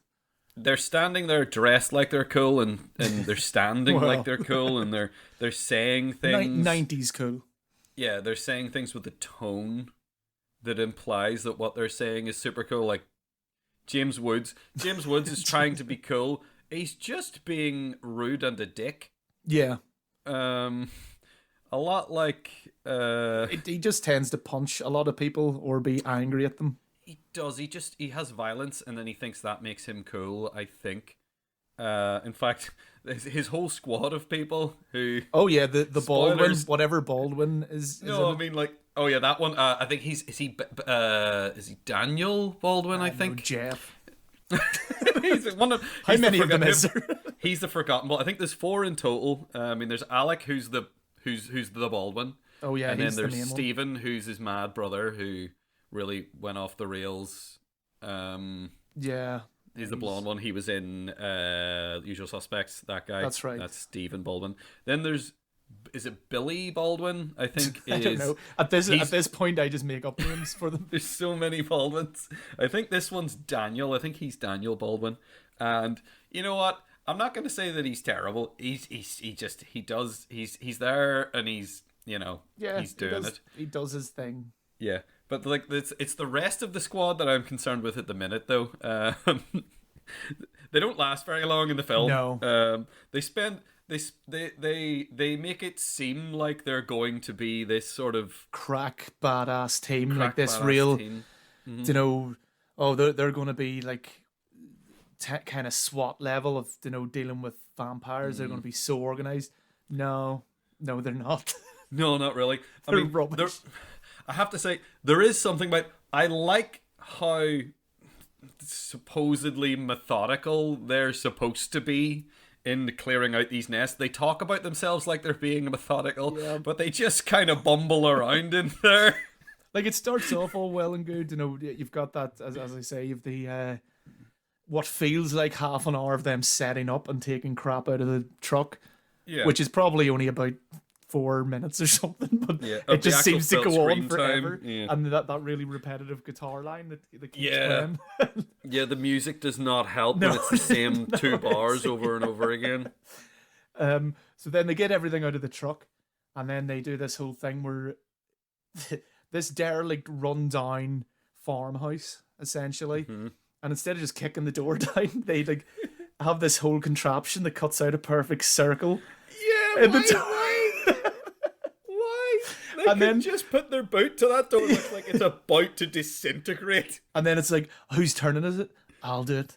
And you put your hand in the circle and try to open the door quickly before the vampires get to you. This is like, really, guys? This is the crack team. This is the, you know, these are the badass vampire hunters. It's the way he jams his arm through and fumbles about for the lock. Like, you know where the door handle is because it's on the same place it is on the side you're on the other side, but he's flailing around in the dark in there. Not to mention, like even if the door was really sturdy, surely one of them could learn how to lockpick. Yeah, and like, they're making enough... It's not like the concern is noise, right? No. Because they're making enough noise coming into it. Right? So they could just get a battering ram or just a heavy metal object or just their feet. Yeah. And just kick it because the door is nothing. I mean, one of those guys is Shang Tsung from Mortal Kombat. So he is, yes, yeah. I know. So you know he knows how to kick things. Oh, well, that's it, good. Yeah. I've seen him kick I've seen him kick Liu Kang. Indeed. He went far. He went far when he got kicked. Yeah. So there's that whole thing. Then they have this sort of like, oh yeah, I like the idea that they have like a winch with a wire on it and the harpoons, and they're just sort of, it's like they're fishing. Yeah. You know, where they go in and they has like a crossbow that has the wire on it that connects to a winch on his truck outside. The more they use that, though, the more ridiculous you realize that it is. Yeah, and it's like, yeah, because you can only do one at a time. Yeah. So if you're attacked, and then they kind of show that like they do have a lot of trouble holding them still. Yeah. Whenever they're trying to get them, even though it looks like they shouldn't have that trouble. But yeah, it is sort of a flawed method in that you can only drag one vampire at a time because they've only brought one winch and one wire. Yep. So they do that, and then they have this whole montage where they're just sort of one by one dragging these vampires out into the light. And I'll Daniel Baldwin. I want to look it up, but I don't want to look it up. I'm just going to keep calling him Daniel. Okay, I'll call him Jeff. It'll get very confusing. He's standing there with his neckerchief and talking to the priest, and the priest is, seemingly nervous, even though they've apparently done this a million times and they all know each other. Yeah. And blah, blah, blah, blah, blah. And it seems like the intro just takes forever. Yeah. I guess they wanted to establish that these people know what they're doing. And like, and they feel miserably at that because... And yet... those guys... Like, it's when they get into the house... They all just like kind of stand about. There's no like real organized, watch my six and all that kind of stuff. Not that they have to say that, but they no one seems to have any real purpose. They all just like stand about. And it's almost like John Carpenter didn't give them appropriate direction of what to do once they got in there. It's like a bunch of actors just walking into a building. Yep. They just stand. Yeah, they're just like a bunch of actors walking into a building. So holding props. And they get jumped twice. Mm-hmm. Yep. So the first time you could kind of go, okay, or like even if they had caught one of them and then they got jumped when they were distracted with that one, you could understand being jumped maybe the once. But the fact that all these, like, 7 or 8 or maybe more guys get jumped twice on 2 separate occasions, and you're like, these guys haven't a clue what they're doing. Yeah, it seems like it's their first time and they're not learning any lessons.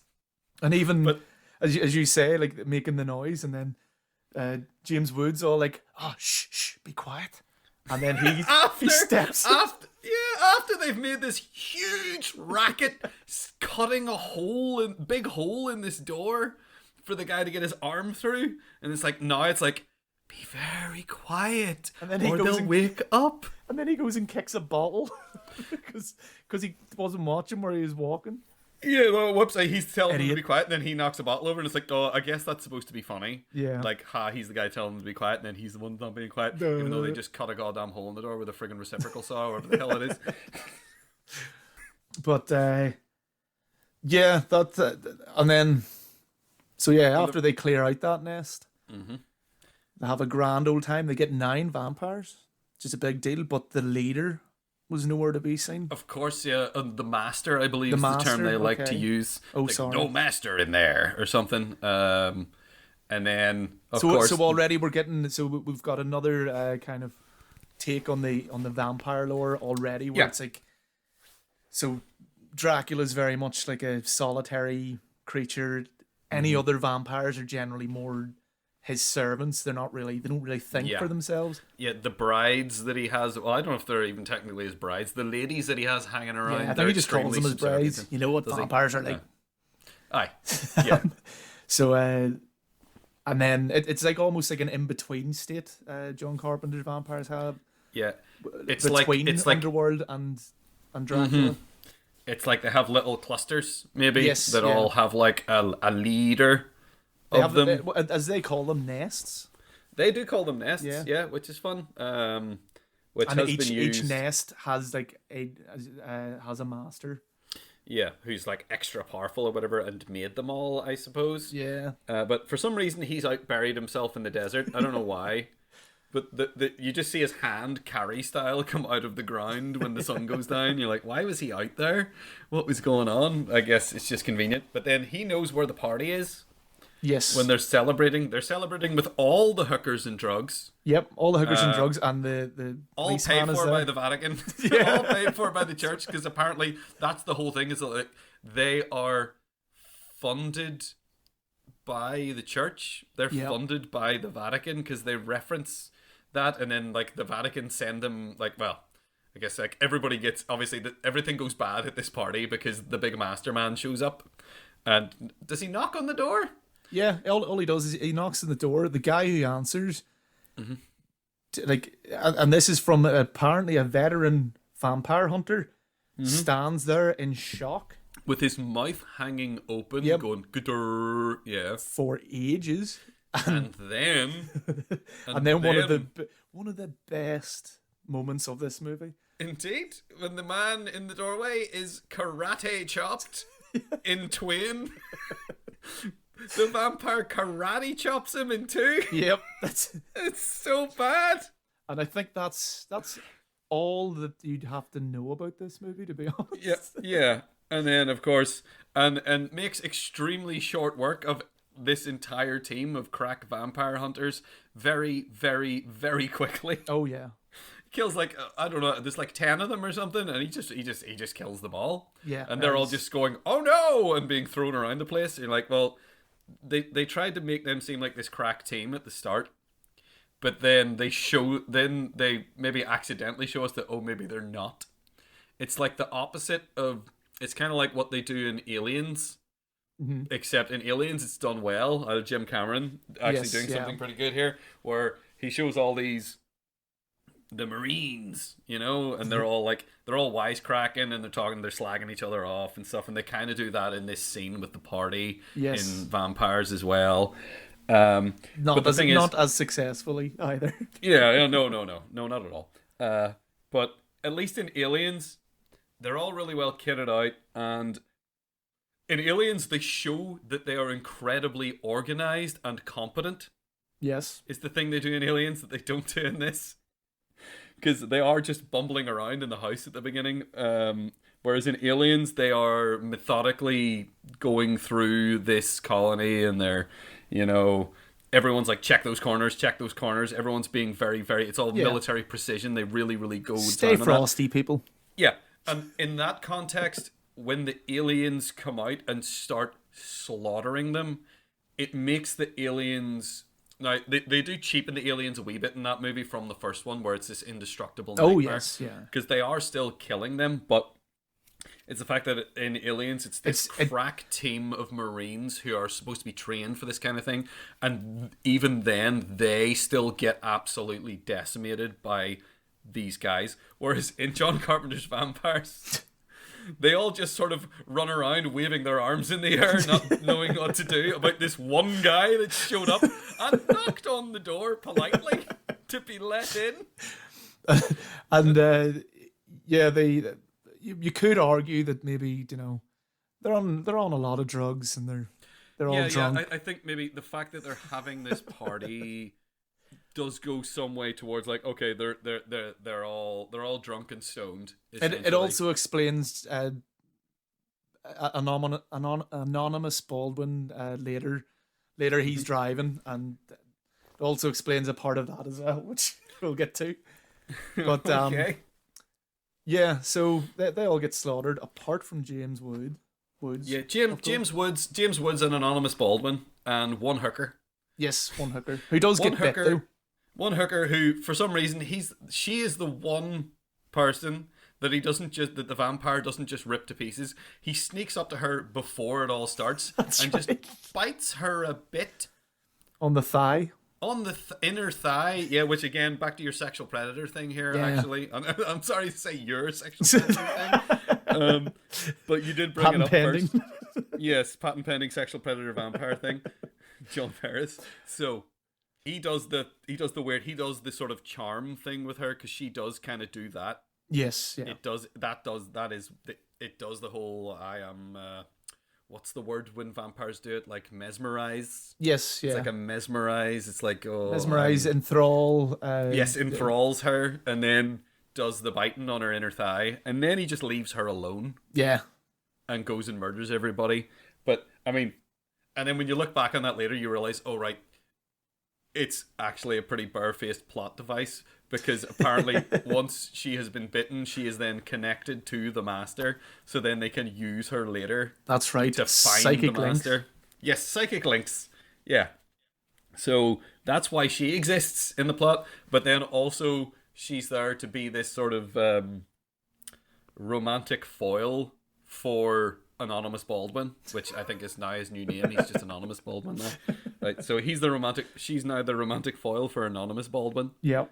And so he's got the whole thing where like he's falling in love with her, and then she like... Well, before that kind of happens, every interaction these two heroes have with her is beating her senseless. Oh my god, he's so... James Woods is so mercilessly awful. Like, once he finds out that she has been bitten, she is suddenly just trash to him. Yeah. He is dragging her around, he's shoving her over, he's throwing her about, he's swearing at her, he's calling her names. He's just awful. He's the worst. Maybe that's just what James Woods is like. I think maybe he might be. No one told James they were even filming. Yeah, he was just going to town on that shit. So, yeah, like that was something actually when I was rewatching it that I did actually find genuinely appalling, was the way he is just so horrible to her. And then also Anonymous Baldwin isn't very nice. Oh no, he is as bad. No, there's even like there's a point where like the Baldwin brings her to that hotel room and all that, and she tries to commit suicide. He saves her. That sounds good. You know, it sounds like, oh, he saved her. The way it all goes about though, like, you know, he is horrible. He ends up hitting her because she drinks his blood, therefore infecting him.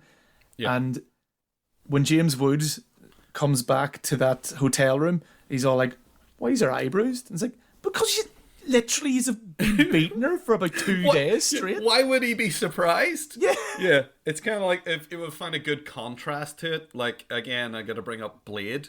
So, in Blade, there is a point where there is a woman who's bitten by a vampire, and similar thing of like, oh, well, she's going to turn into a vampire now.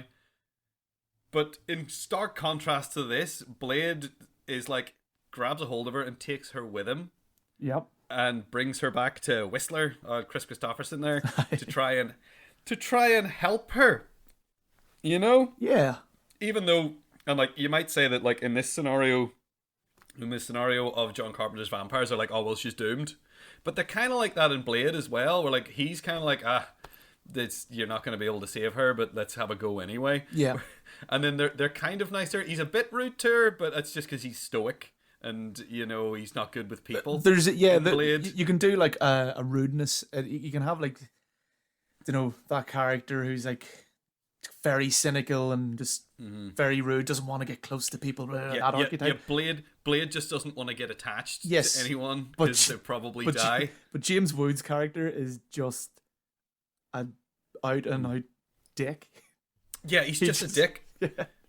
Yeah, I don't know what they were thinking, like, right, like, and it's not like, I don't think it's like he's a character where, you know, sometimes you have a character in something that's a dick, and you say, well, that's still a really good character. Yes. It's not. No. You know, you can have it, like, again, we'll go back to Spike in Buffy. Like, Spike is a dick, but he's so likable. So likable that's how he became a mainstay of that cast. Yeah, maybe it's the way James Marsters plays him, I don't know, but... The way friggin' James Woods plays friggin' what is this guy's name even? It's something ridiculous, something like, Crow or something. Yeah, it's something Crow. It's like Jim. It's not Jim Crow. Jim Crow. No. Jim Crow.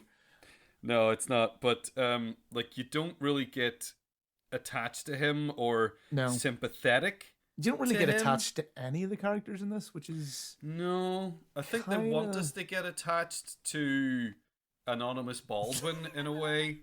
They want us to care about the fact that he is falling for this woman that he is treating like absolute trash. Yeah. You know, because they kind of make that a thing. Also, I think that there's Replacement Priest as well. I think he's not a terrible character. He's not, but he just seems kind of Yeah, he exists by the numbers.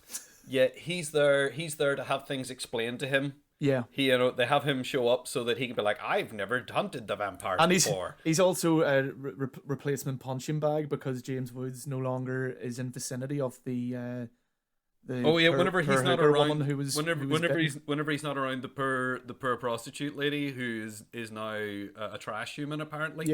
He has someone else to abuse because he's now got this young priest who's been sent to them. To take up his time. And right now, I'm gonna find out his name now. I'm sorry to do this. Jack Crow. That's Crow, it. You were close. Jack Crow. I knew it was Jay. Yeah. So Jack Crow sucks. He's a crap character. Which is a shame because James Woods can act. Yeah, he can. He can act very well. I saw Videodrome. Yeah, that was good. I like Once Upon a Time in America. He's great. Yeah. I guess it all falls down to. I think this is a certain sort of. I think he was just having fun with it. I think he's just like, I just get the dick. I guess he'll just show up and act. I'll just show up and do whatever, and I'll get paid. You know, and it is the sort of period of John Carpenter where a lot of his films are like that, where he has a main character that's just like unlikable. Yeah. That he probably thinks is cool, but they're not. Like, I don't want to start talking about Ghosts of Mars because we'll be here forever. If I start talking about John Carpenter's Ghosts of Mars. No, let's put a pin in that for another date.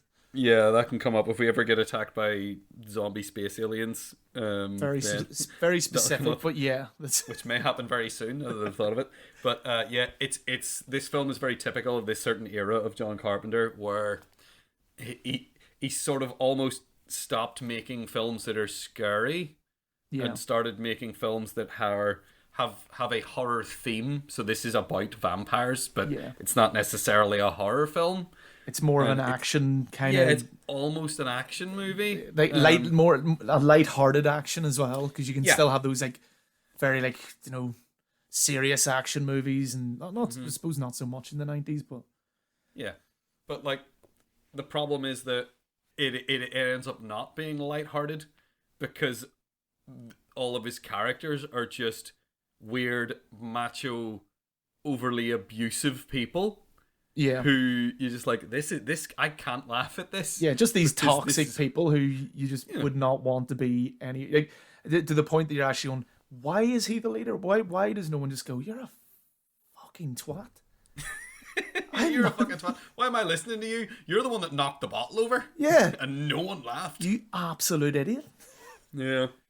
So that's pretty fucked. So, and of course, I kind of like the villain in this a bit because he's so cartoonish. Yeah. He's so just like someone drew, what does a vampire look like? What's his name in it though? I can't remember. He's Valak. Valak, that's right. Valak. I think, or it's if it's not Valak, it's something close to it because I think that's also the name of the demon in the second Conjuring movie. That looks like a nun. That one. I think it's Valak or Balak. Oh, it's Balak because I kept calling him Balak for the whole time we were watching it. Balak or Valak? No, I think anyway, doesn't matter. He sucks, but he sucks in a way that I can get behind. Yeah. There's a campiness to him that kind of almost harks back to those hammer horror type movies. Yeah, and he bears a certain similarity to the bad guy from The Crow as well. Yes, I was trying to remember. The way he talks is like when he goes, Jack Crow. And it's like, so he knows who this guy is. So you assume they have a history, but then it turns out they don't. No. Oh, there's so many things in this that are kind of... Yeah, like these red herrings almost of like, there's something deeper going on here, and then it's like, all right. Yeah. Well, at least as far as like vampire physiology goes, I mean, sunlight works. Crosses. Crosses don't work. Crosses don't work. Like the main thing that Phallic is trying to get, or Balak, sorry, is trying to get is. That's right. It is a cross. It's a big, massive cross. Yeah. It's a magic cross that like he got a reverse exorcism done on himself or something. But they didn't finish it, or it's just complete nonsense. That's the whole twist. That like this guy happens to be the first vampire, and it was all the church's fault. Yeah, because they did a reverse exorcism with a black cross. Which, why would they do? I don't know, because it was convenient for the plot. That's why they did it. Well, you know, those religious types, nothing else, nothing better to do. Yeah, so ultimately, I don't think it's a very good film. I like certain things about its aesthetic, even when it fails at them. Like, the idea of like a Western vampire movie is something that has come up before. Yes. I don't think it really succeeds in doing that, but I appreciate the concept. Yep. I wish it was better. There's a lot of driving in it. There is a lot of people sitting behind wheels. I think the real curse of the vampire seems to be pacing, because this movie stops and starts all over. I think that's been, for like rewatching these three in particular, and I watched some other stuff as well, but vampire movies really suffer from a problem with pacing. Like sometimes it's weird, because it's always in different parts. Or I mean, the likes of the Underworld, I thought it just was sporadic, kept happening all throughout. But Dracula was towards the end, and this movie was kind of the middle. The middle just seems like no one knows what's going on. Nothing's really pushing the plot forward too much, and it just feels kind of like, what, like, give us another scene like the motel scene to keep us interested. You know, they kind of almost something. Do, like where she sees what what Balak sees, but they don't follow through with it. It's like he slits someone's throat, and then it's just like, oh, he's doing this, he's doing that, and you're like, oh, he could have went on a big rampage again. That would have been fun. Yeah, but especially that's all this movie's. I mean, all this movie's good for is those like crazy, you know, ridiculous, over the top gore stuff. Yeah, the bits where you go, oh, yeah, look at that, which is like, it's a really shallow way to enjoy a film. Oh yeah, but sometimes you want that though. Yeah, you need that sometimes. I mean, that's like, if you're gonna enjoy Underworld, that's the way you have to enjoy it. You know, and it's the way you have to enjoy this in a lot of ways. I mean, you're not watching this, you know, this isn't, you know, your proper movie critique, you know, level. I'm going to pick apart the cinematography and all this. Like, if you're going into this movie like that, then you're in for a bad time. Indeed. Yeah. Don't look for artistic merit here. No, that's exactly the words I was looking for. Artistic merit. It is devoid. Yeah. It is. Howdy, Holcombs. Are you sick and tired of having teeth? You brush, you try to look after them, but they always end up rotten. Well, now you don't need them. Dig out those teeth and sell them, and use the money to get yourself some liquid steak. It's high in protein and radium-226, so not only is it nutritious, it has a half-life of 1,600 years. Order in the next 2 weeks, and we'll throw in a 5-gallon drum of barbecue-flavored iodine for the kids. Liquid steak. What choice have you got? Okay, so I guess that brings us now down to the point, like, so which one of these movies is, from a just enjoyment standpoint, the best movie? I would have to go with Dracula. Yeah, Francis Ford Coppola's Bram Stoker's Dracula. Yes, all the names. That one. Yep. That one. Francis Ford Coppola, Bram Stoker's, Dracula's, Nina's Jonathan Harker's. Indeed, like, despite all of the flaws that it has, it's still like a really competently put together film. It has a lot of the shots are better as well. Like, you know, as we said, the setting, a lot of the scenes actually look well, but not all of them. Yeah. There is a lot of flaws. It is by no means a perfect film, but oh no. No. Yeah, the production design on it is fantastic. The creature effects I really like as well in it. I think they're very good. Whenever they're because we didn't even talk. We didn't even really talk too much about, like, when they go into the room and he's the big bat creature. Yeah, that's fucking terrifying. He's a big monster, and then he turns into a bunch of rats. Yeah, that's really great. Well done. Yeah, he goes into the shadows, and that bit is it's probably my favorite part of it. It's the bit that it's been a while since I watched it. Well, watched it last night, but before then, and that bit it was still in my head of like, I can't wait for that bit. Yeah. Now there's a couple of moments when they do like morphing and stuff, like when he morphs into an actual bat, or at the end when he is sort of lying on the ground and he morphs from crabbed, dried up old man Dracula into young man with a friggin' a beard and everything, and then he doesn't have a beard, Dracula. There's a weird point in the morphing halfway through where it just like looks like this weird sort of egg version of Gary Oldman that I find quite disturbing. The Mr. Potato line of Gary Oldman didn't really take off. Yeah. It's just that's the only special effects moment that really stuck out to me. Is like, ooh, I don't know about that.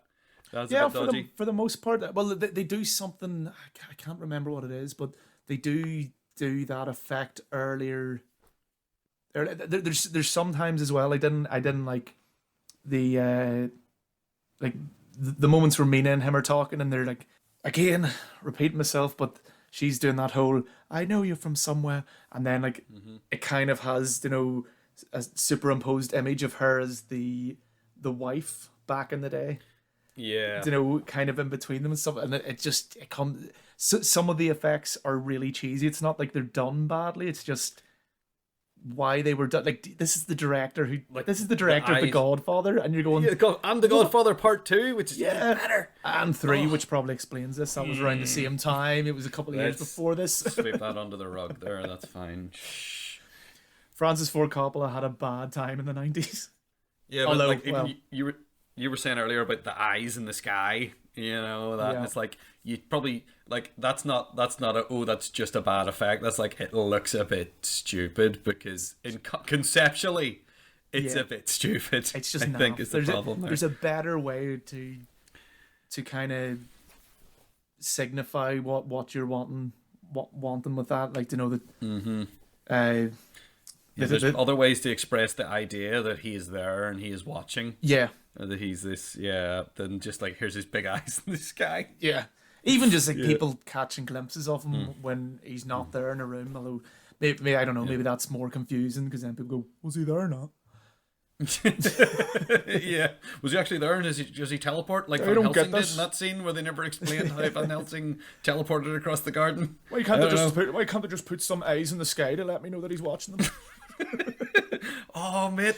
Good idea. In an alternative universe, we're complaining about the complete opposite thing. Yep. So, better than Underworld for memorative reasons. I mean, I don't even think Underworld rates in this dialogue. Like, Underworld was like the joke pick almost. See, I thought John Carpenter's Vampires was going to be the joke pick, and then I watched Underworld again, and I was like, oh, right. I think that's the problem. Yeah, your idea of what Underworld was is very different to what that movie is. Yeah, and then I watched it and I was like, oh my, this is a real trash fire. Whoops.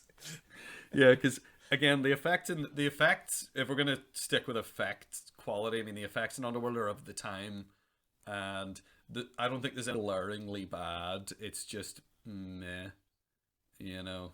The werewolves look look great when they move. You know, they move really badly. It's because it's just a man in a rubber costume, so they don't look threatening. They just, you know, the close-ups of the face and stuff are good for the most part, from what I remember. But the actual physicality of the werewolves is really, really grim. Yeah, it just doesn't. They never seem in. I think. No. Yeah, If anything, the werewolves seem like they're just fodder to be murdered by vampires with their magic silver guns, for the most part. Yeah, whereas the vampires are just like, oh, we're too cool and sexy to get hurt. Yeah, well, a few of them do, but you know, not nearly. Oh yeah, well, they have the sunlight bullets.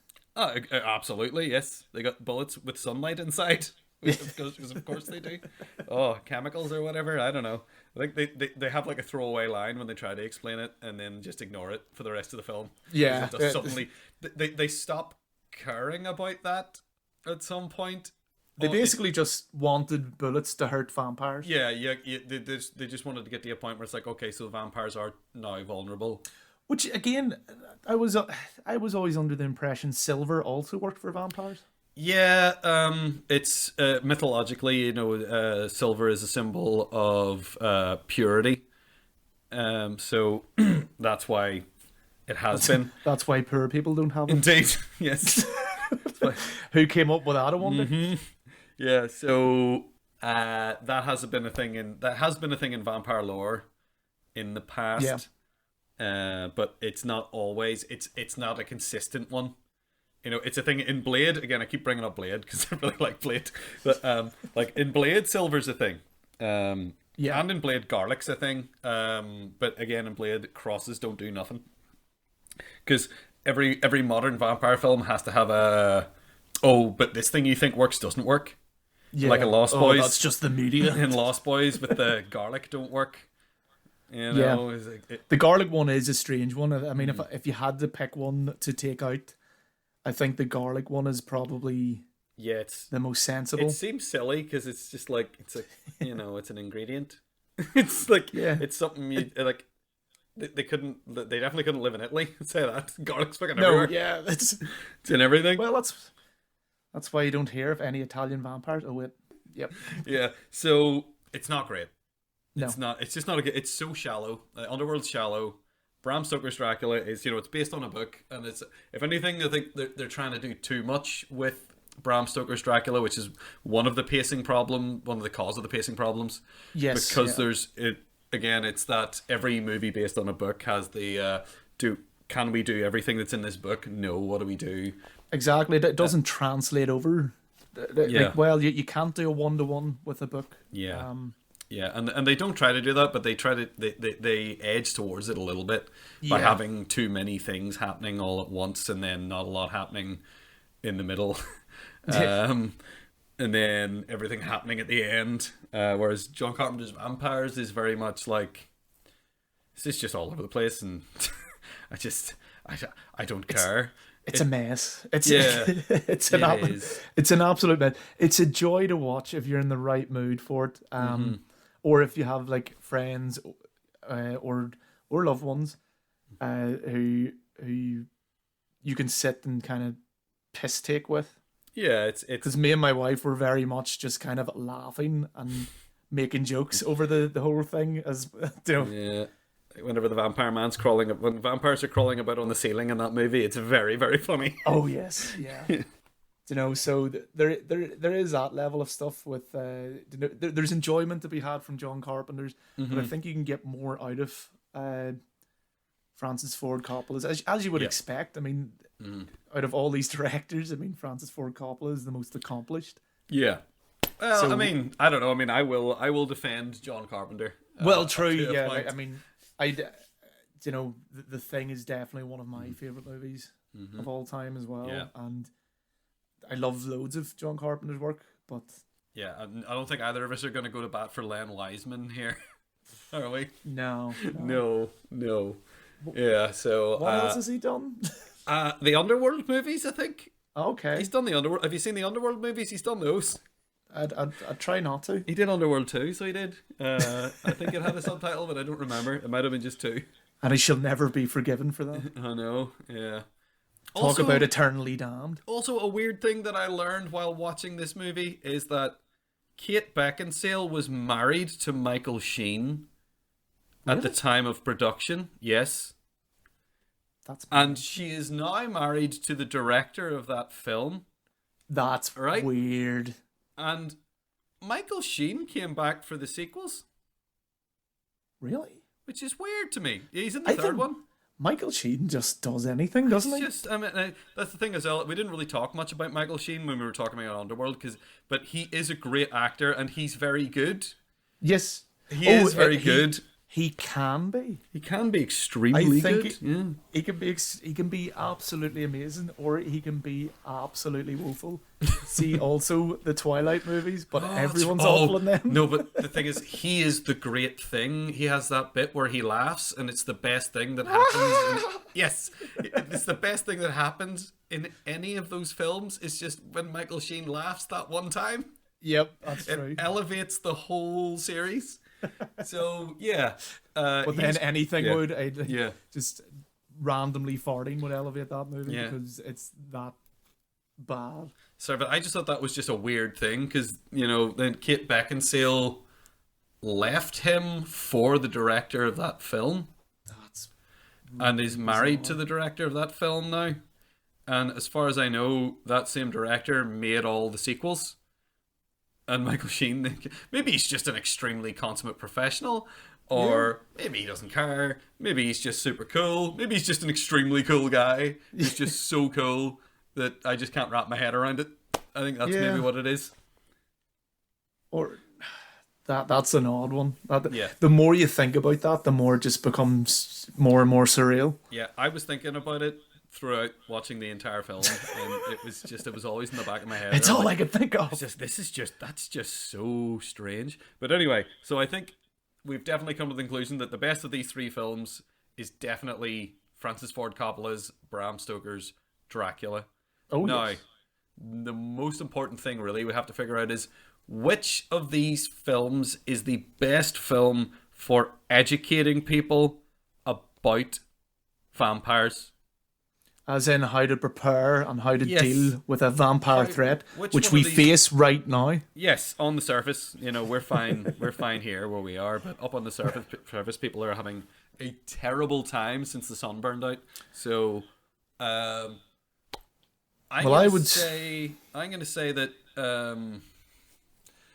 Underworld tackles the vampire problem scientifically, which I appreciate. Yeah. Although, I mean, they are more towards werewolfism, but they make a sort of a nod towards being scientific and examining things like that. And, they establish the whole, sunlight, Yeah. That, if you can harness sunlight into a bullet, I think you're pretty safe. Yeah, I think you'd be sweet. Yeah. Yeah. Apart from Dracula, if he comes, you're fucked. Yes, because he can. Again, which then brings up the problem. Like then in Bram Stoker's Dracula, you have Van Helsing, and he tells you a lot about how to get rid of vampires, and he does it succinctly. You might almost say that he rushes through it quite quickly. I was thinking that, like, as far as this topic of which one is better for on a preparation level. Mm-hmm. Before I rewatched them all, I thought it was going to be either John Carpenter's Vampires or Underworld would have took that one. I thought it was going to be I thought it was going to be John Carpenter's Vampires as well until they then watched them at work. And like, if you do not have a big Jeep with a winch, then you're screwed. Yeah. Yeah, that's the one thing they had. And even then, it's not, they still struggle. Yeah, they did not such a bad way of doing things. Did not do very well at all. Like, and in the context of the film, they do well, but you're watching them and you're just like, if you follow this example, you will die. Yep. Yeah, whereas like, I think it's Bram Stoker's Dracula again. Because all of the things that Van Helsing says, some of them may not apply. So the crosses don't apply in Underworld world. Underworld and in John Carpenter's Vampires. Right. So that part doesn't apply. So that's fine. Garlic, we're not sure in those other two movies. It never comes up. No, but the beheading, that's right. That seems, across the board, it seems like cutting... That seems like how to deal with anything that's trying to kill you, though. If you can get its head off. Yeah, if you can get into a position where you can decapitate it, you're probably sweet for everything. Yeah. Except maybe werewolves. Because I watched Monster Squad the other day as well, which has Dracula and the Wolfman in it. And at one point in that, the Wolfman gets blown up with dynamite, which that film is way more violent than I remembered, because I remember that as a kid's film. But there is a scene where Dracula kills like 7 cops in a row just by like snapping their necks. And then the Wolfman gets blown apart. He gets dynamite shoved down the front of his trousers and then pushed out a window.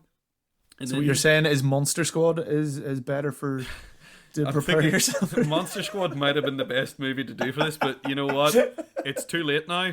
Yeah, we made our choices. Yeah, it's not currently available to us down here.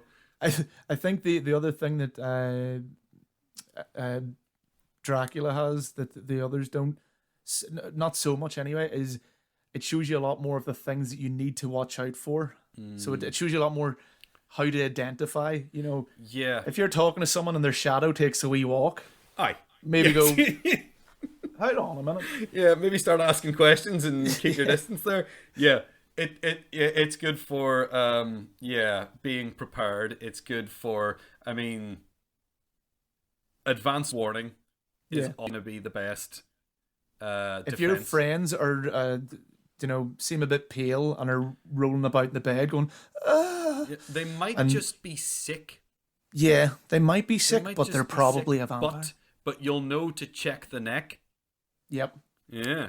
See? Don't let scarves fool you. Yeah, don't let, if your mate suddenly starts wearing a neckerchief out of nowhere, you might want to ask some questions and keep your distance. I mean to ask you, Kevin, what's with the polo? Well, did you like this? It's you're looking a wee bit pale. I just thought I'd try something new. Yeah, well, what with all this, living underground, it's not getting a lot of sunshine. That's the only reason I'm living underground. Yeah. Did you just put a spider in your mouth? No, I'm farming them. Yes. It's renewable. It's a renewable. You know what? We're not going to be able to grow crops down here, so let's eat the spiders. Indeed. Yeah. Okay, so I think that's pretty solid. I think Bram Stoker's Dracula goes in the vault in the bunker, and it also goes in the vault in our hearts. Oh. I know. Isn't that lovely? Okay. Well, I think. Now that I think the satellite overhead is about to go out of alignment for another week, and I think I can hear the subterranean hollow dwellers scratching on the walls. So we're gonna have to keep this down from here on. So thank you very much for listening. We know your time is very valuable. If you have any questions, queries, or comments, you can email us at filmcast@thisweeksapocalypse.com. That's filmcast@thisweeksapocalypse.com. And join us here every Monday, so long as there is a Monday next week. And just remember not to worry or take things too seriously, because it'll all be over soon. Bye! Yeah.